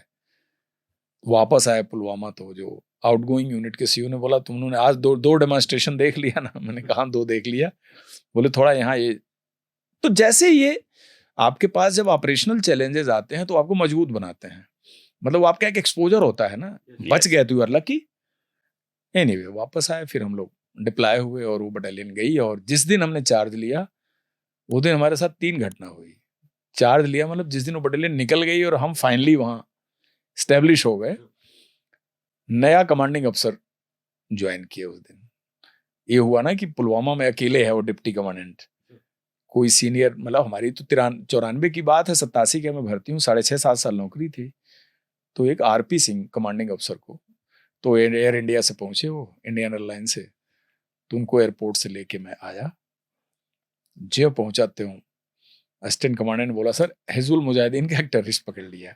वो क्या हुआ कि ये निकले पेट्रोलिंग के लिए और वो AK-47 लेके पैसा वसूल रहा था सेब के बगान में। इनको भी नहीं पता था टेररिस्ट कैसा होता है, इन्होंने भी नहीं जिंदगी में देखा था। और वो कैश गिन ही रहा था, तब तक ये दौड़ा के पकड़ लिए सब। वो फायर वायर कर नहीं पाया कुछ नहीं, तो कैश और राइफल लिए सब पाउच उच लेके आए। बोले सर ये हमने पकड़ रखा है। तो ये सब कार्रवाई हम बड़ी खुशी हुई कि पहला हमारा अचीवमेंट है। सीओ आ गए, उनके लिए शाम को पार्टी रखी, पार्टी चली रही, तब तक रॉकेट अटैक हो गया टेक हेडक्वार्टर पर रात के 9 बजे। वो हुआ कैसे कि पुलवामा जो हमारा टेक हेडक्वार्टर था वो डीसी ऑफिस कॉम्प्लेक्स में था। 14-6 हमसे 1-1.5 किलोमीटर दूर पे थी। तो वहां पर डिटेंशन सेंटर था, JIC बोलते थे, ज्वाइंट इंट्रोगेशन सेंटर। मोटी आयरन वेब जाली वाला वो डिटेंशन सेंटर था। तो जितने टेररिस्ट पकड़े जाते थे वो 1-1.5 महीना के लिए डिटेन किए जाते थे ज्वाइंट इंट्रोगेशन के लिए, वो हमारे अंडर था। और बगल में कुक हाउस था। तो मेस से जब हम भागे तो क्या सीन देखा, बड़ा इंटरेस्टिंग था। रॉकेट तो टोटल DC ऑफिस की नींव में धंसा हुआ, यानी वहां मिट्टी फटा नहीं, वो धंसा हुआ। कुक की मच्छरदानी फाड़ के, बगल में कुक अपनी मच्छरदानी लगा के सोया था, उसमें मच्छरदानी फाड़ के कुक सोया हुआ है। उसके बाद भी हाँ। और जो क्योंकि उसको सुबह चाय बनानी है, काम नहीं है अभी। और जो आयरन मेश की जाली है उसको भी उसने थ्रू एंड थ्रू क्रॉस किया। इंजरी कुछ नहीं हुई, लेकिन हमें लग गया कि हम ऐसे जगह बैठे हैं जहां ये रॉकेट अटैक हमारे करेंगे। बट वो first and last rocket attack था। पुलवामा टेन्योर में दोबारा रॉकेट अटैक होने नहीं दिया हमने। एज ए एडजुटेंट शाम को 5 बजे में निकल जाता था, बड़ा गमबूट डाल के, क्योंकि धान के खेत में पानी होता था। पूरा 3 साल हमने एरिया सैनिटाइज की ड्रिल बना ली कि भैया इवनिंग में कंप्लीट 3 किलोमीटर आपको सैनिटाइज करना ही करना है। Let people see that you are patrolling. There headquarter was never attacked. Grenade attack भी हमारे हेडक्वार्टर पर नहीं हुआ। तो ये पुलवामा फेज था। फिर 14-6 से मिले, 8 गार्ड, 14-6, उसके बाद पैरा 17, 19 या 21 पैरा में कोई एक पैरा थी, बलपुरा में थी। ये 3 आर्मी यूनिट 81 माउंटेन ब्रिगेड के अंदर थी। 81 माउंटेन ब्रिगेड के brigade Gurung was the incharge, colonel Jaswal was his deputy. Victor forces के अंदर ये लोग आते थे, अवंतीपुरा के नीचे। तो इनसे हमारा बड़ा अच्छा एक तालमेल बना। ऑपरेशन हमारे इंडिपेंडेंट भी होते थे, ज्वाइंट भी होते थे। तो 14-6 से हमारी इतनी ज्यादा ऑपरेशनल दोस्ती हुई, वो ऐसे हुई कि पिंगलाना गांव में 1996 में जो पहला JNK असेंबली इलेक्शन हुआ, उस इलेक्शन ऑब्जर्वर आए थे दिल्ली से, यूपी कैडर के IAS ऑफिसर, जो बाद में additional secretary ministry of urban development में थे, दीप्ति विलास साहब, Dipti Vilas, who was the private secretary of Mulayam Singh also. तो ये लोग हमारे टेक हेडक्वार्टर में ही ठहरे। और ये ठहरने के बाद जो नॉर्मल चर्चा हुई कि साहब टेररिज्म तो है ही नहीं, यहाँ तो कुछ भी आतंकवाद नहीं दिख रहा है, ये सब शांति है। इलेक्शन ऑब्जर्वर पुलिस के स्क्वाड में बेचारे जाते भी थे, घूमते थे, इंतजाम देखते थे। उनके लिए एक रॉकेट अटैक करा दे। मतलब उनको कुछ ऐसा दिखा नहीं, और बाहर के आदमी को नहीं दिखा तो नहीं महसूस होगा। ये चल ही रहा था। तब तक अचानक हमारा इंट अफसर आए, उन्होंने बोला दुबे तू फटाफट तैयार हो जा। मैंने क्या हो गया? बोले 5 एक ही घर में बैठे हैं पिंगलाना में। ये पिंगलाना वही गांव है, आपको ध्यान होगा फरवरी 1919 में CRP के काफिले पर जो अटैक हुआ था लेथपुरा कश्मीर में, और जिसका मुख्य अटैकर आदिल अहमद डार ब्लास्ट कर लिया था खुद को, लेकिन उसका दूसरा जो दोस्त था वो पिंगलाना में छुपा था, जिसमें एक आर्मी के मेजर की नोटियाल या किसकी वो जो 3 स्टोरी बिल्डिंग था सर, 3 स्टोरी बिल्डिंग जिसमें अमित कुमार एक आईपीएस जेएनके कैडर के डीआईजी को पेट में गोली लगी थी। वो एसपी थे, अभी डीआईजी हैं एनआईए में। उसमें एक आर्मी का ऑफिसर नोटियाल शहीद हुए थे। ये वही पिंगलाना गांव है। तो मैंने कहा सर सीओ की क्यूआरटी सिर्फ है और मेरे पास तो कोई है नहीं, सारी पूरी कंपनी बाहर है, इसको करना है। तो मैं वाटर टैंकर पकड़ा और अपनी राइफल लिया, सीओ की क्यूआरटी छोड़ दी, क्योंकि मैंने कहा सीओ पीछे से आएंगे तो उनके साथ बंदे होने चाहिए। और अकेला मैं बाएं बैठा, ड्राइवर की राइफल मेरी राइफल, और मैं पुलवामा से चल पड़ा काकापुरा की तरफ। कितने लोग? अकेला, कोई नहीं गार्ड में, क्योंकि टैंकर में पीछे बैठ नहीं सकते, आगे आप अगली सीट पर ड्राइवर और बैठे आप हो, सर, ड्राइवर और आप। और आपके मैं 5 निकला बंदे इसलिए- militant है सर? मैं हाँ नहीं निकला, मैं मिलिटेंट को मारने नहीं निकला, मैं ऑर्गेनाइज करने ट्रुप्स को। ओके। वहां से निकला तो मैं पिंगलाना गांव क्रॉस किया जिसमें मिलिटेंट बैठे थे। तो रोड पे मैंने देखा इलेक्शन कमीशन के जो ऑब्जर्वर हैं मिस्टर डी दीप्ति विलास से पब्लिक से बात भी कर रहे हैं। सीधे मैं काकापुरा गया, जो हमारा एडम बेस था। काकापुरा वही जगह है गंडी बाग जहां का आदिल अहमद डार था, जिसने सर यस कमांडो प्लेटून तैयार किया, कंपनियों को बोला जो जहां है वहां से सीधे पिंगलाना की तरफ मूव करो, जिसका जो एरिया है कार्डन लगाओ। और एक एम्बेसडर कार आ रही थी, तो हमारे 2 सरेंडर अलजेहाद के टेररिस्ट थे मेरे पास। सरेंडर करके उनको मैंने भर्ती कर लिया था क्लास 4th में। वो हमको मिल गए, मैंने उन दोनों को ले लिया, तो थोड़ी हिम्मत बढ़ गई। तो उसके एम्बेसडर कार में मैं पिंगलाना में अभी घुस ही रहा था, तब तक गोली की आवाज आ गई। गोली की आवाज के हिसाब से मैं गांव के अंदर गलियों में जा रहा था, देखा उल्टे साइड से सीओ की बुलेट प्रूफ जिप्सी बहुत तेजी से आ रही है। तो मुझे डाउट हुआ, तो पीछे लड़के पकड़े हुए थे, कुछ समझ नहीं पाया। तो जब प्लेस ऑफ इनकाउंटर पे पहुंचा तो इंट अफसर ने और हमारे कंपनी कमांडर ने बोला, सर आप उधर गए, सीओ साहब क्यूआरटी लेके चल दिए। और ये लोग टारगेट हाउस पे पहुंच गए और जाते इनकाउंटर हो गया और उनको आंख में गोली लग गई सीओ को। सीओ निकले, सीओ को 92 BH भेजा गया, तो वहां उनकी ऑप्टिकल नर्व चली गई, एक आंख उनकी परमानेंट चली गई, एनकेएन पानीकर। अब मैं ऑपरेशनल एरिया छोड़ नहीं सकता था, तो मैंने ऑर्गेनाइज किया ट्रुप्स। लड़के बोले सर 3 तो मार लिया हमने, तो तीनों की डेड बॉडी वहां लंबा लटकाया हुआ था। हुआ क्या कि जो टारगेट हाउस पे जब ये लोग गए तो इन्फॉर्मर ने उसके बगल का घर बता दिया। तो उस दौरान एक्चुअल टेररिस्ट जिसमें थे उनको मौका मिला और उतर के नीचे आए और वो धान के खेती, घर के पीछे धान की खेती थी, पकड़ लिए। तो सीओ को जब पता लगा तो ये लोग जब नीचे उतरे तो मिलिटेंट तो गायब, लेकिन धान की खेती पैर से जो दबी थी उसको फॉलो करने की ज्यों इन्होंने कोशिश की, धान की खेती से फायर आ गया और पीछे कार्डन आ गया था, तो उसमें पहला ही शॉट इनको लग गया। तो लड़कों ने धान की खेती और जो कर करा के 3 तो मार दिए। बोले सर इन्फॉर्मेशन के हिसाब से 2 और हैं, वो 2 कहाँ खोजा जाए। बाय दैट टाइम AK-47 का अम्युनिशन हमारा खत्म हो गया था। तब AK-47 हम बनाते नहीं थे यहाँ, ये बाहर से आती थी स्टील पीपे में पैक। तब मैंने पर्ची भेजी 14 सिख मेजर सहगल को, गाड़ी लेके गई। तो मेजर सहगल ने पीछे से एक गाड़ी में 4-5 पीपा अम्युनिशन भेजा हमारे पास। जेके पुलिस की एक सफेद रंग की बीपी गाड़ी आ गई, उसके बाद अम्युनिशन दिया गया और हमने भांग का बहुत बड़ा जंगल था, उसके अंदर ज्यों सर्च शुरू किया त्यों फायर आ गया। पहला फायर आया तो महावीर हमारे हौलदार के जांग में लग गई। उसको लगते देख रहा हूं मैं, चिनार के पेड़ के किनारे बैठा देख रहा हूं। मैं कहा कि तुम पैर दबा के रखो। जेके पुलिस की जिप्सी ली, हमारा बीपी जिप्सी थी ही नहीं, उसको गाड़ी में डाला, निकाला, वो लड़का ठीक हो गया बाद में। अब हमने कहा कि ये धान एक खेत में है, ये झाड़ी के अंदर, उसमें एक मार दिया हम लोगों ने, एक और मारा गया, तो हमारी संख्या हो गई 4। एक न मिले। तब उसके बाद तब तक तो दिन डूब गया, अंधेरा होने लगा। मैंने कहा अब चांस मत लो, विड्रा करो, अब ट्रूप्स विड्रा करो। मैंने कंप्लीट ट्रूप्स विड्रा किया। सीओ का तब तक खबर आ गया कि ही इज स्टेबल। मैं हेडक्वार्टर पहुंचा, तब ये इलेक्शन ऑब्जर्वर जो थे ये आ गए थे तब तक। ये बोले यार आज तो तमाशा हो गया, उसी गांव में मैं खड़ा हूं, डी दीप्ति विलासा साहब। अब वो बेचारे खाना कैसे खाएं, सीओ हॉस्पिटल में। एक वेपन इंस्पेक्टिंग अफसर आ गया था, EME का जैसे आपके होते हैं, ऐसे BSF में जो वेपन इंस्पेक्ट करता है, उसको कौन पूछे बेचारे को। तो वो रात किसी तरह से कटी। अगले दिन फिर सीईओ को दिल्ली इवैक्यूएट करना था क्योंकि उनको एम्स में लाना था। फिर एयर इंडिया से उनको इवैक्यूएट किया और 14 सिख ने एक तो ये जेस्चर रहा। फिर हमारे आईजी फ्रंटियर ने एक दिन प्लान बनाया कि मैं पुलवामा आऊँगा और इतना अचीवमेंट है तुम्हारे बटालियन का कि मैं आप लोगों के साथ फोटो खींचेंगे हम लोग एक रिकॉर्ड के लिए। तो उस समय ये वेपन जो टेररिस्ट से सीज होते थे थाने में नहीं जमा होते थे। एज पर लीगल प्रोसीडिंग आपको पुलिस स्टेशन में जमा करना चाहिए। पुलिस स्टेशन सेफ नहीं थे तब, तो ये सारे वेपन रखे जाते थे और पीरियोडिकली श्रीनगर में बीएसएफ का एक म्यूजियम था एयरपोर्ट के पास, वेपन गैलरी में जाते थे, रिकॉर्ड में जमा हो जाते थे। तो हम लोग 1-2 दिन पहले ही सारे वेपन जो तब तक के सीज थे हम जमा करके आ गए थे कि कौन कोत में रखा है, उसमें आईडी भी थी, ग्रेनेड भी था, जमा करो।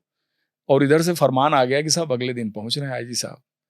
मैं सोचा क्या फोटो खिंचवाऊंगा, मैं तो पूरा अचीवमेंट जमा करके आ गया। Then 14 sick officer he told sir what is the problem. मैंने बताया, बोले सर जो आपका कंप्लीट सीजर है ना उसकी लिस्ट बनाओ, एग्जैक्टली हम सेम सामान लाएंगे, यहाँ पर लेआउट करेंगे, आप अपना फोटोग्राफी करना, फिर हम उठा के ले जाएंगे। मैं सीईओ से बोले यार तो ठीक आइडिया है, गलत तो कुछ कर नहीं रहे हैं। और अगले दिन सवेरे 7-7:30 बजे आर्मी के सूबेदार मेजर साहब गाड़ी में लादे आए और उन्होंने लेआउट किया। लेआउट करके वो बैरक में बैठ गए, चाय पानी पी रहे थे। इधर विजिट हुआ, फोटोग्राफी का पूरा सेशन चला, एकदम वही बिल्कुल कुछ। बाद में वो लेके गए। तो ये कमरादरी मतलब डिफिकल्ट एरिया में रह के आप इतना क्लोजली वर्क जब करते हैं, बॉन्डिंग, ट्रस्ट।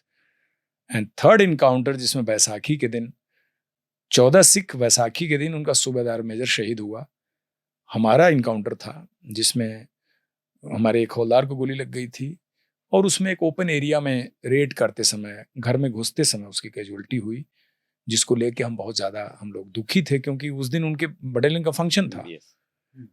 और जब चेन एम्बुश हम लगाते थे, जैसे 22 स्पॉट हुए, 24 स्पॉट रात को लगाना है, तो 14 सिख आधा हमको देती थी कि 24 में 12 आप ले लो, 12 हम ले लेते हैं। तो कर्नल राय जब बुलाते थे वॉल पे मैप लगा के मार्क करते थे, तो बाद में उन्हें रियलाइज हुआ यार ये मैप की ट्रेनिंग इनकी भी वही है, map reading, GR, they are equally trained. तो हमारा जब एम्बुश उस पॉइंट पर मिलता था, इसी से तो टेस्ट करते थे। वो कहते थे यार आप सब लोग बहुत करेक्टली डिप्लॉयड हो, किलर के नीचे, चरारे शरीफ के नीचे वाला एरिया, पाखरपुर के नीचे का एरिया, बड़गांव की पहाड़ी, बहुत टफ एरिया होता था। नाइट में कोई कंपास तो होता नहीं था आज के टाइम में, गूगल कंपास। उस समय तो जीआर और लोकल कंटूर के डिटेल से आपको पैर पे चल के रात को पहुंचना है। लड़के बराबर डिप्लॉय होते, तो बड़ा रिस्पेक्ट बढ़ा एक दूसरे के प्रति। वहां 14 सिख ने देखा कि भाई ये बीएसएफ बटालियन इतना बढ़िया काम कर रही है। और ब्रिगेडियर गुरुंग जो खुद ब्रिगेड कमांडर थे, उनके ऊपर ग्रेनेड पड़ा टेंगपुरा के पास। हम पहले लोग थे जो पीटी ड्रेस में रिएक्ट कर गए। रिएक्ट ही नहीं, हमारी कमांडो प्लाटून ने मक्के के खेत में मार भी दिया, इनकाउंटर भी हो गया हमारा। तो next day was so happy. Royal case का, रॉयल चैलेंज का 2 केस विस्की हेलीकॉप्टर में लिए और स्टेडियम, एक स्टेडियम जगह है 14 सिख का जहां टेक हेडक्वार्टर था, वहां उतरे। बोले दिस इज फॉर बीएसएफ। बोले योर रिएक्शन वाज एक्सीलेंट। उसके बाद इनफेमस फ्लड आया था पुलवामा में 1996-97 में, जो अभी एक फ्लड आया था इस सेंचुरी में, इससे भी ज्यादा ड्रेडेड था। और पूरा पुलवामा एरिया फ्लडेड हो गया था और ब्रिगेडियर गुरुंग को फ्लाइट पकड़नी थी एयरपोर्ट श्रीनगर से, कोई रास्ता नहीं था, कोई तरीका नहीं था जाने का। तो उन्होंने भेजा एसओएस की कोई तरीका है। मैंने कहा सर आपको पुलवामा से बोट से हम लोग निकालेंगे। तो पुलवामा से उनको बोट से लेके मार्वल वाला रूट जो जाके नौगाम हाईवे में मिलता है, यानी पूरा पंथा चौक पामपुर वाला एरिया काट के, अभी तो हाईवे वगैरह बन गया, उनको हमारी बोट ने पहुंचाया। तो हमारी जो आर्मी के साथ बॉन्डिंग थी, तो उसके बाद 14 सिख ने मेरी पोस्टिंग जब हुई, जब मैं वहां से डी इंडक्ट हुआ, उससे पहले 1996 का इलेक्शन था, 1996 JNK assembly election, 1988 JNK assembly election इससे पहले हुआ था। कार्यकाल उनका 6 साल का होता है। जनरली 1994 में अगला इलेक्शन होना चाहिए था, but because of this terrorism problem वो 96 में हुआ। तो 96 में नोडल ऑफिसर मैं था पुलवामा का, जिसमें करीब 48 या 50 कंपनियां इंडक्ट हुई थी, जिनको पूरे पुलवामा एरिया में up to Chaudhary Gund, right up to Pir Panjal deploy करना था इलेक्शन कमीशन के रिप्रेजेंटेटिव के साथ। वो बड़ा चैलेंजिंग टास्क था। उसमें पूरा इंटीरियर ग्रिड आर्मी ने संभाला, और पोलिंग डे के दिन जो एक्चुअल सिटी के अंदर कंडक्ट पार्ट था हम लोगों के पास था। तो दोनों का जो इंटीग्रेशन था, और 48 से 50 कंपनी का पुलवामा में इंडक्शन सेफ होना बहुत बड़ा अचीवमेंट है। अगर IL-76 अवंतीपुर में रात के 2 बजे लैंड हो रहा है तो आर्मी की आरओपी 2 बजे खड़ा मिलती थी, तो कहती थी अपने बस से आप ले जाइए, एम्बुश बीच में नहीं होगा। ये इतना काम इन फोर्सेज ने किया है to bring back the normalcy in Kashmir. Sir I believe ये 1996 में जो असेंबली इलेक्शंस हुए थे उसको सक्सेसफुल बनाने के लिए बीएसएफ का बहुत मेजर रोल रहा है, जो अंदर ही अंदर नीचे ही नीचे आप लोगों ने बहुत काम किया है। 96 इलेक्शंस, जैसा कि आपको पता है कि 1988 के बाद इलेक्शन ड्यू था 1994 में as per the term of JNK assembly, लेकिन हालात ऐसे थे नहीं कि 1994 में इलेक्शन हो, तो वो 1996 में हुए। वो इलेक्शन एक तरह से देखा जाए तो एक टेस्ट था कि क्या इतने डिस्टरबेंस के बावजूद भी यहाँ इलेक्शंस कंडक्ट हो सकते हैं कि नहीं। तो गवर्नमेंट ने एक डिसीजन दिया, और उस इलेक्शन में आपको बताऊं कि पूरा JNK का पोलिंग स्टाफ बाइकाट कर गया। यानी जो पोलिंग बूथ पे ड्यूटी देनी है, जिसको उस इलेक्शन को मुकम्मल कराना है, वो पूरा स्टाफ बाइकाट कर गया। और जैसा कि आपको पता है, बिकॉज ऑफ फियर, उनको डर था कि अगर हम इसके हिस्से बने या इसमें शिरकत किए तो टेररिस्ट हमको मार देंगे, क्योंकि हमारे फंक्शनिंग में उनके में बहुत अंतर है। हमने ऑपरेशन किया, हम वापस आ जाते हैं अपने बैरक में, लोकेशन में, अपने नेटिव प्लेस पे, अपनी पोस्टिंग्स प्लेस पे, लेकिन जो कश्मीर का आदमी है उसको वही काम करके जो आप कर रहे हैं वापस अपने घर जाना है। और वहाँ की वोटर लिस्ट भी उर्दू में थी, वोटर लिस्ट पे लिखी डिटेल्स भी उर्दू में थे, तो यू नीड उर्दू रीडर्स। तो गवर्नमेंट ने डिसाइड किया कि पूरे पोलिंग स्टाफ हम दिल्ली से भेजेंगे, and what a great decision. Entire polling staff were basically gathered in Delhi.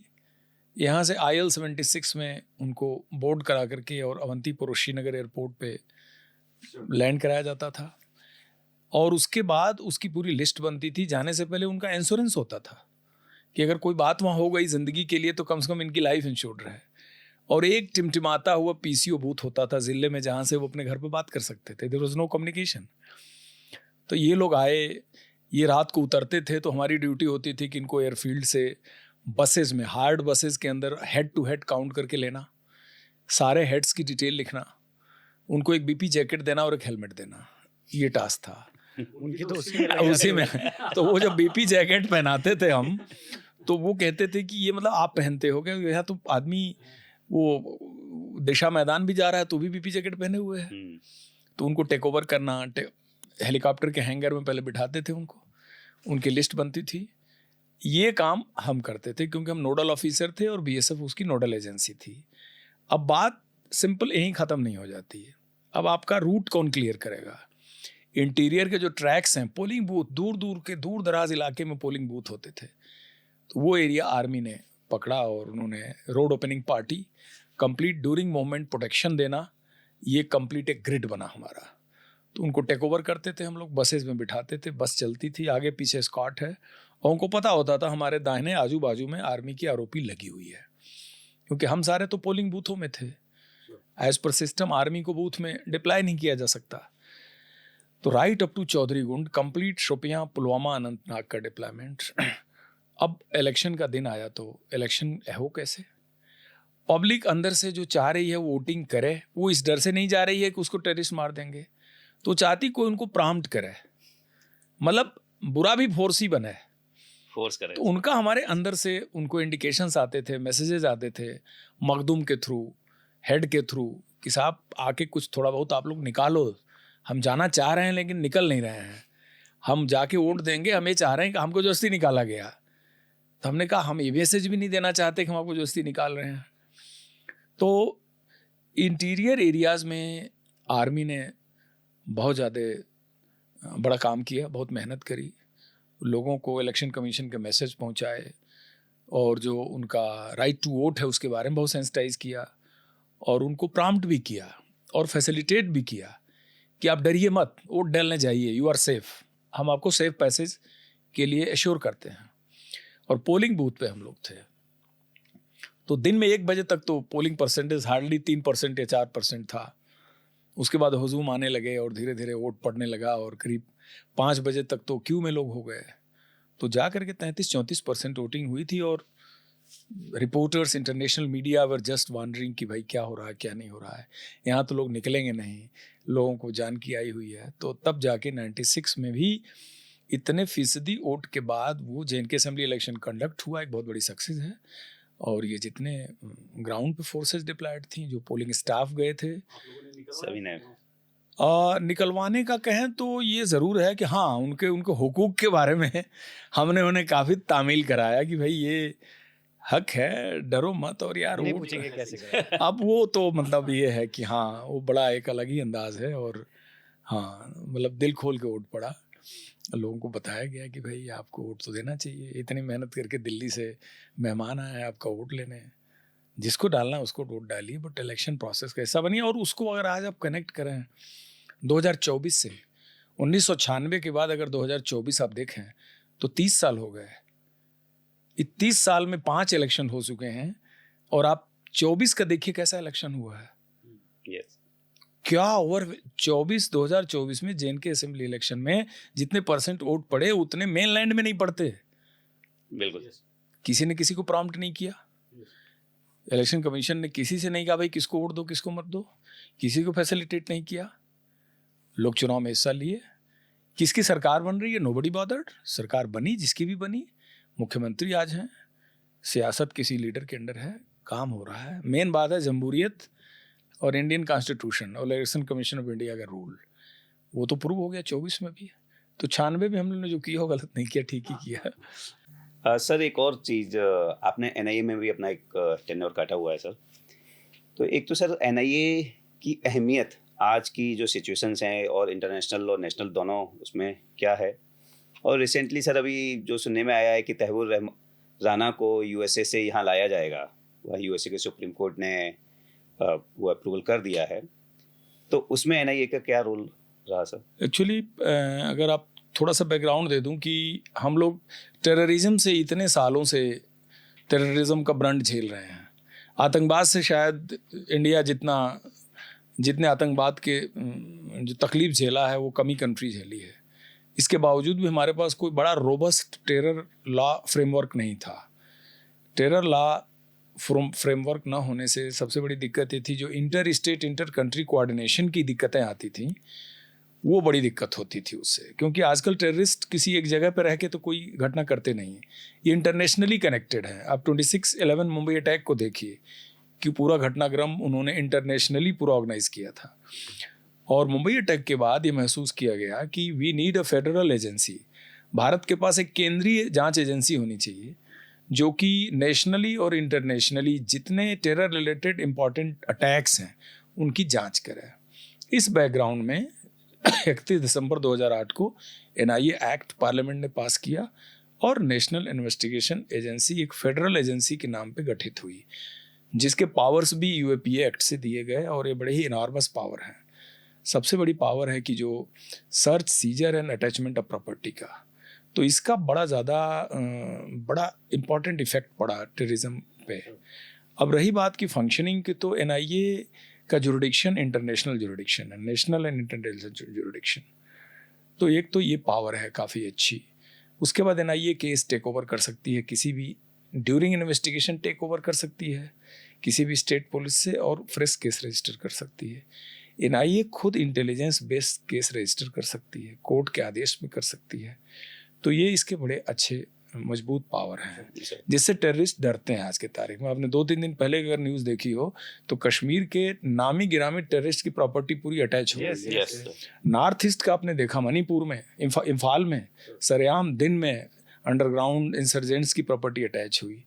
तो ये जो पैसे का इनको नुकसान होता है ना, पैसे के नुकसान, पर्सनल हाँ, मतलब तो ये नहीं होता है। इंसेंटिव।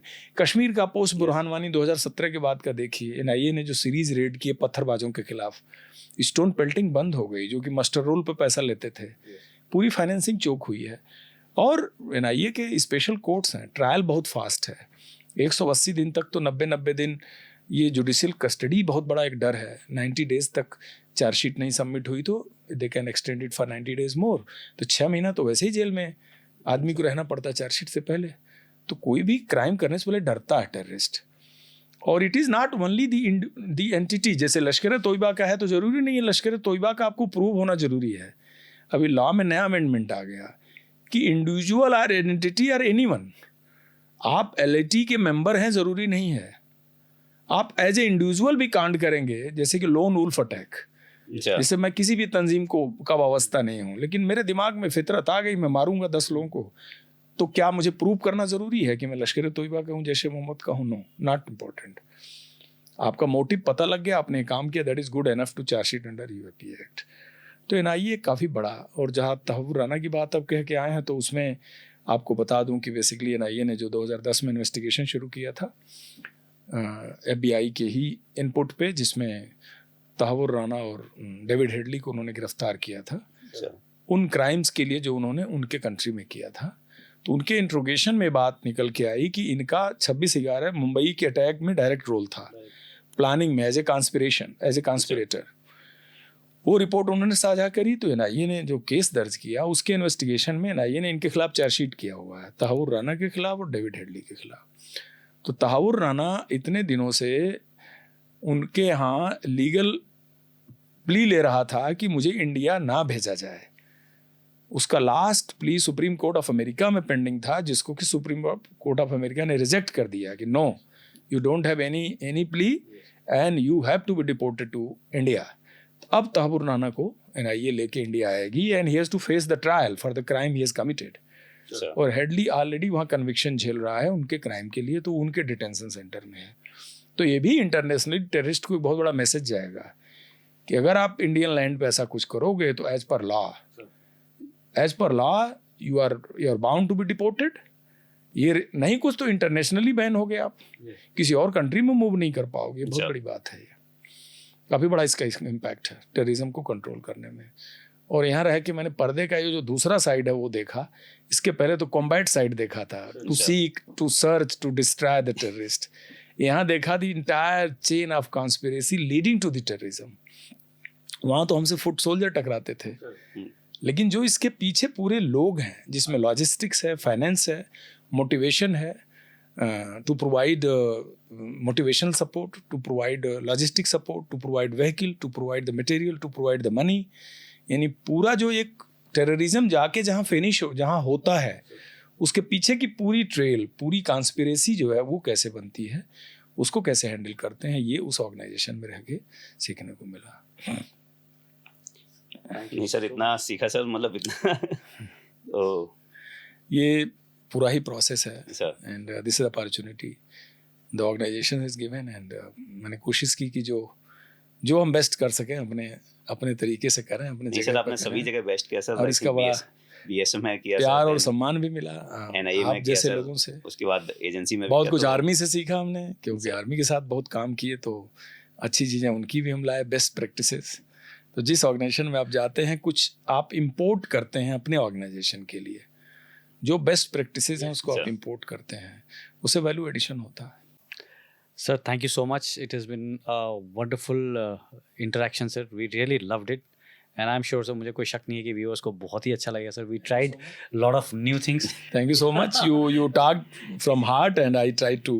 नहीं sir, you spoke from the heart and. नहीं सर, बहुत टाइम लिया आपका सर, हमने ऑनलाइन ऑफलाइन आपसे इतना सारा डिस्कस किया sir. If anything valuable has come out of the discussion, I'll be happy that it is subscribed by the people and they would like to know क्या होता है पूरी इस दुनिया में, इस पूरी जनरेशन से। नहीं सर, कितने आए गाजी आए, कितने गए, पर एक गाजी को तो आपने चेपा। So nice, so nice. I've read the book of general साहब की बुक पढ़ी मैंने, मेरे पास है।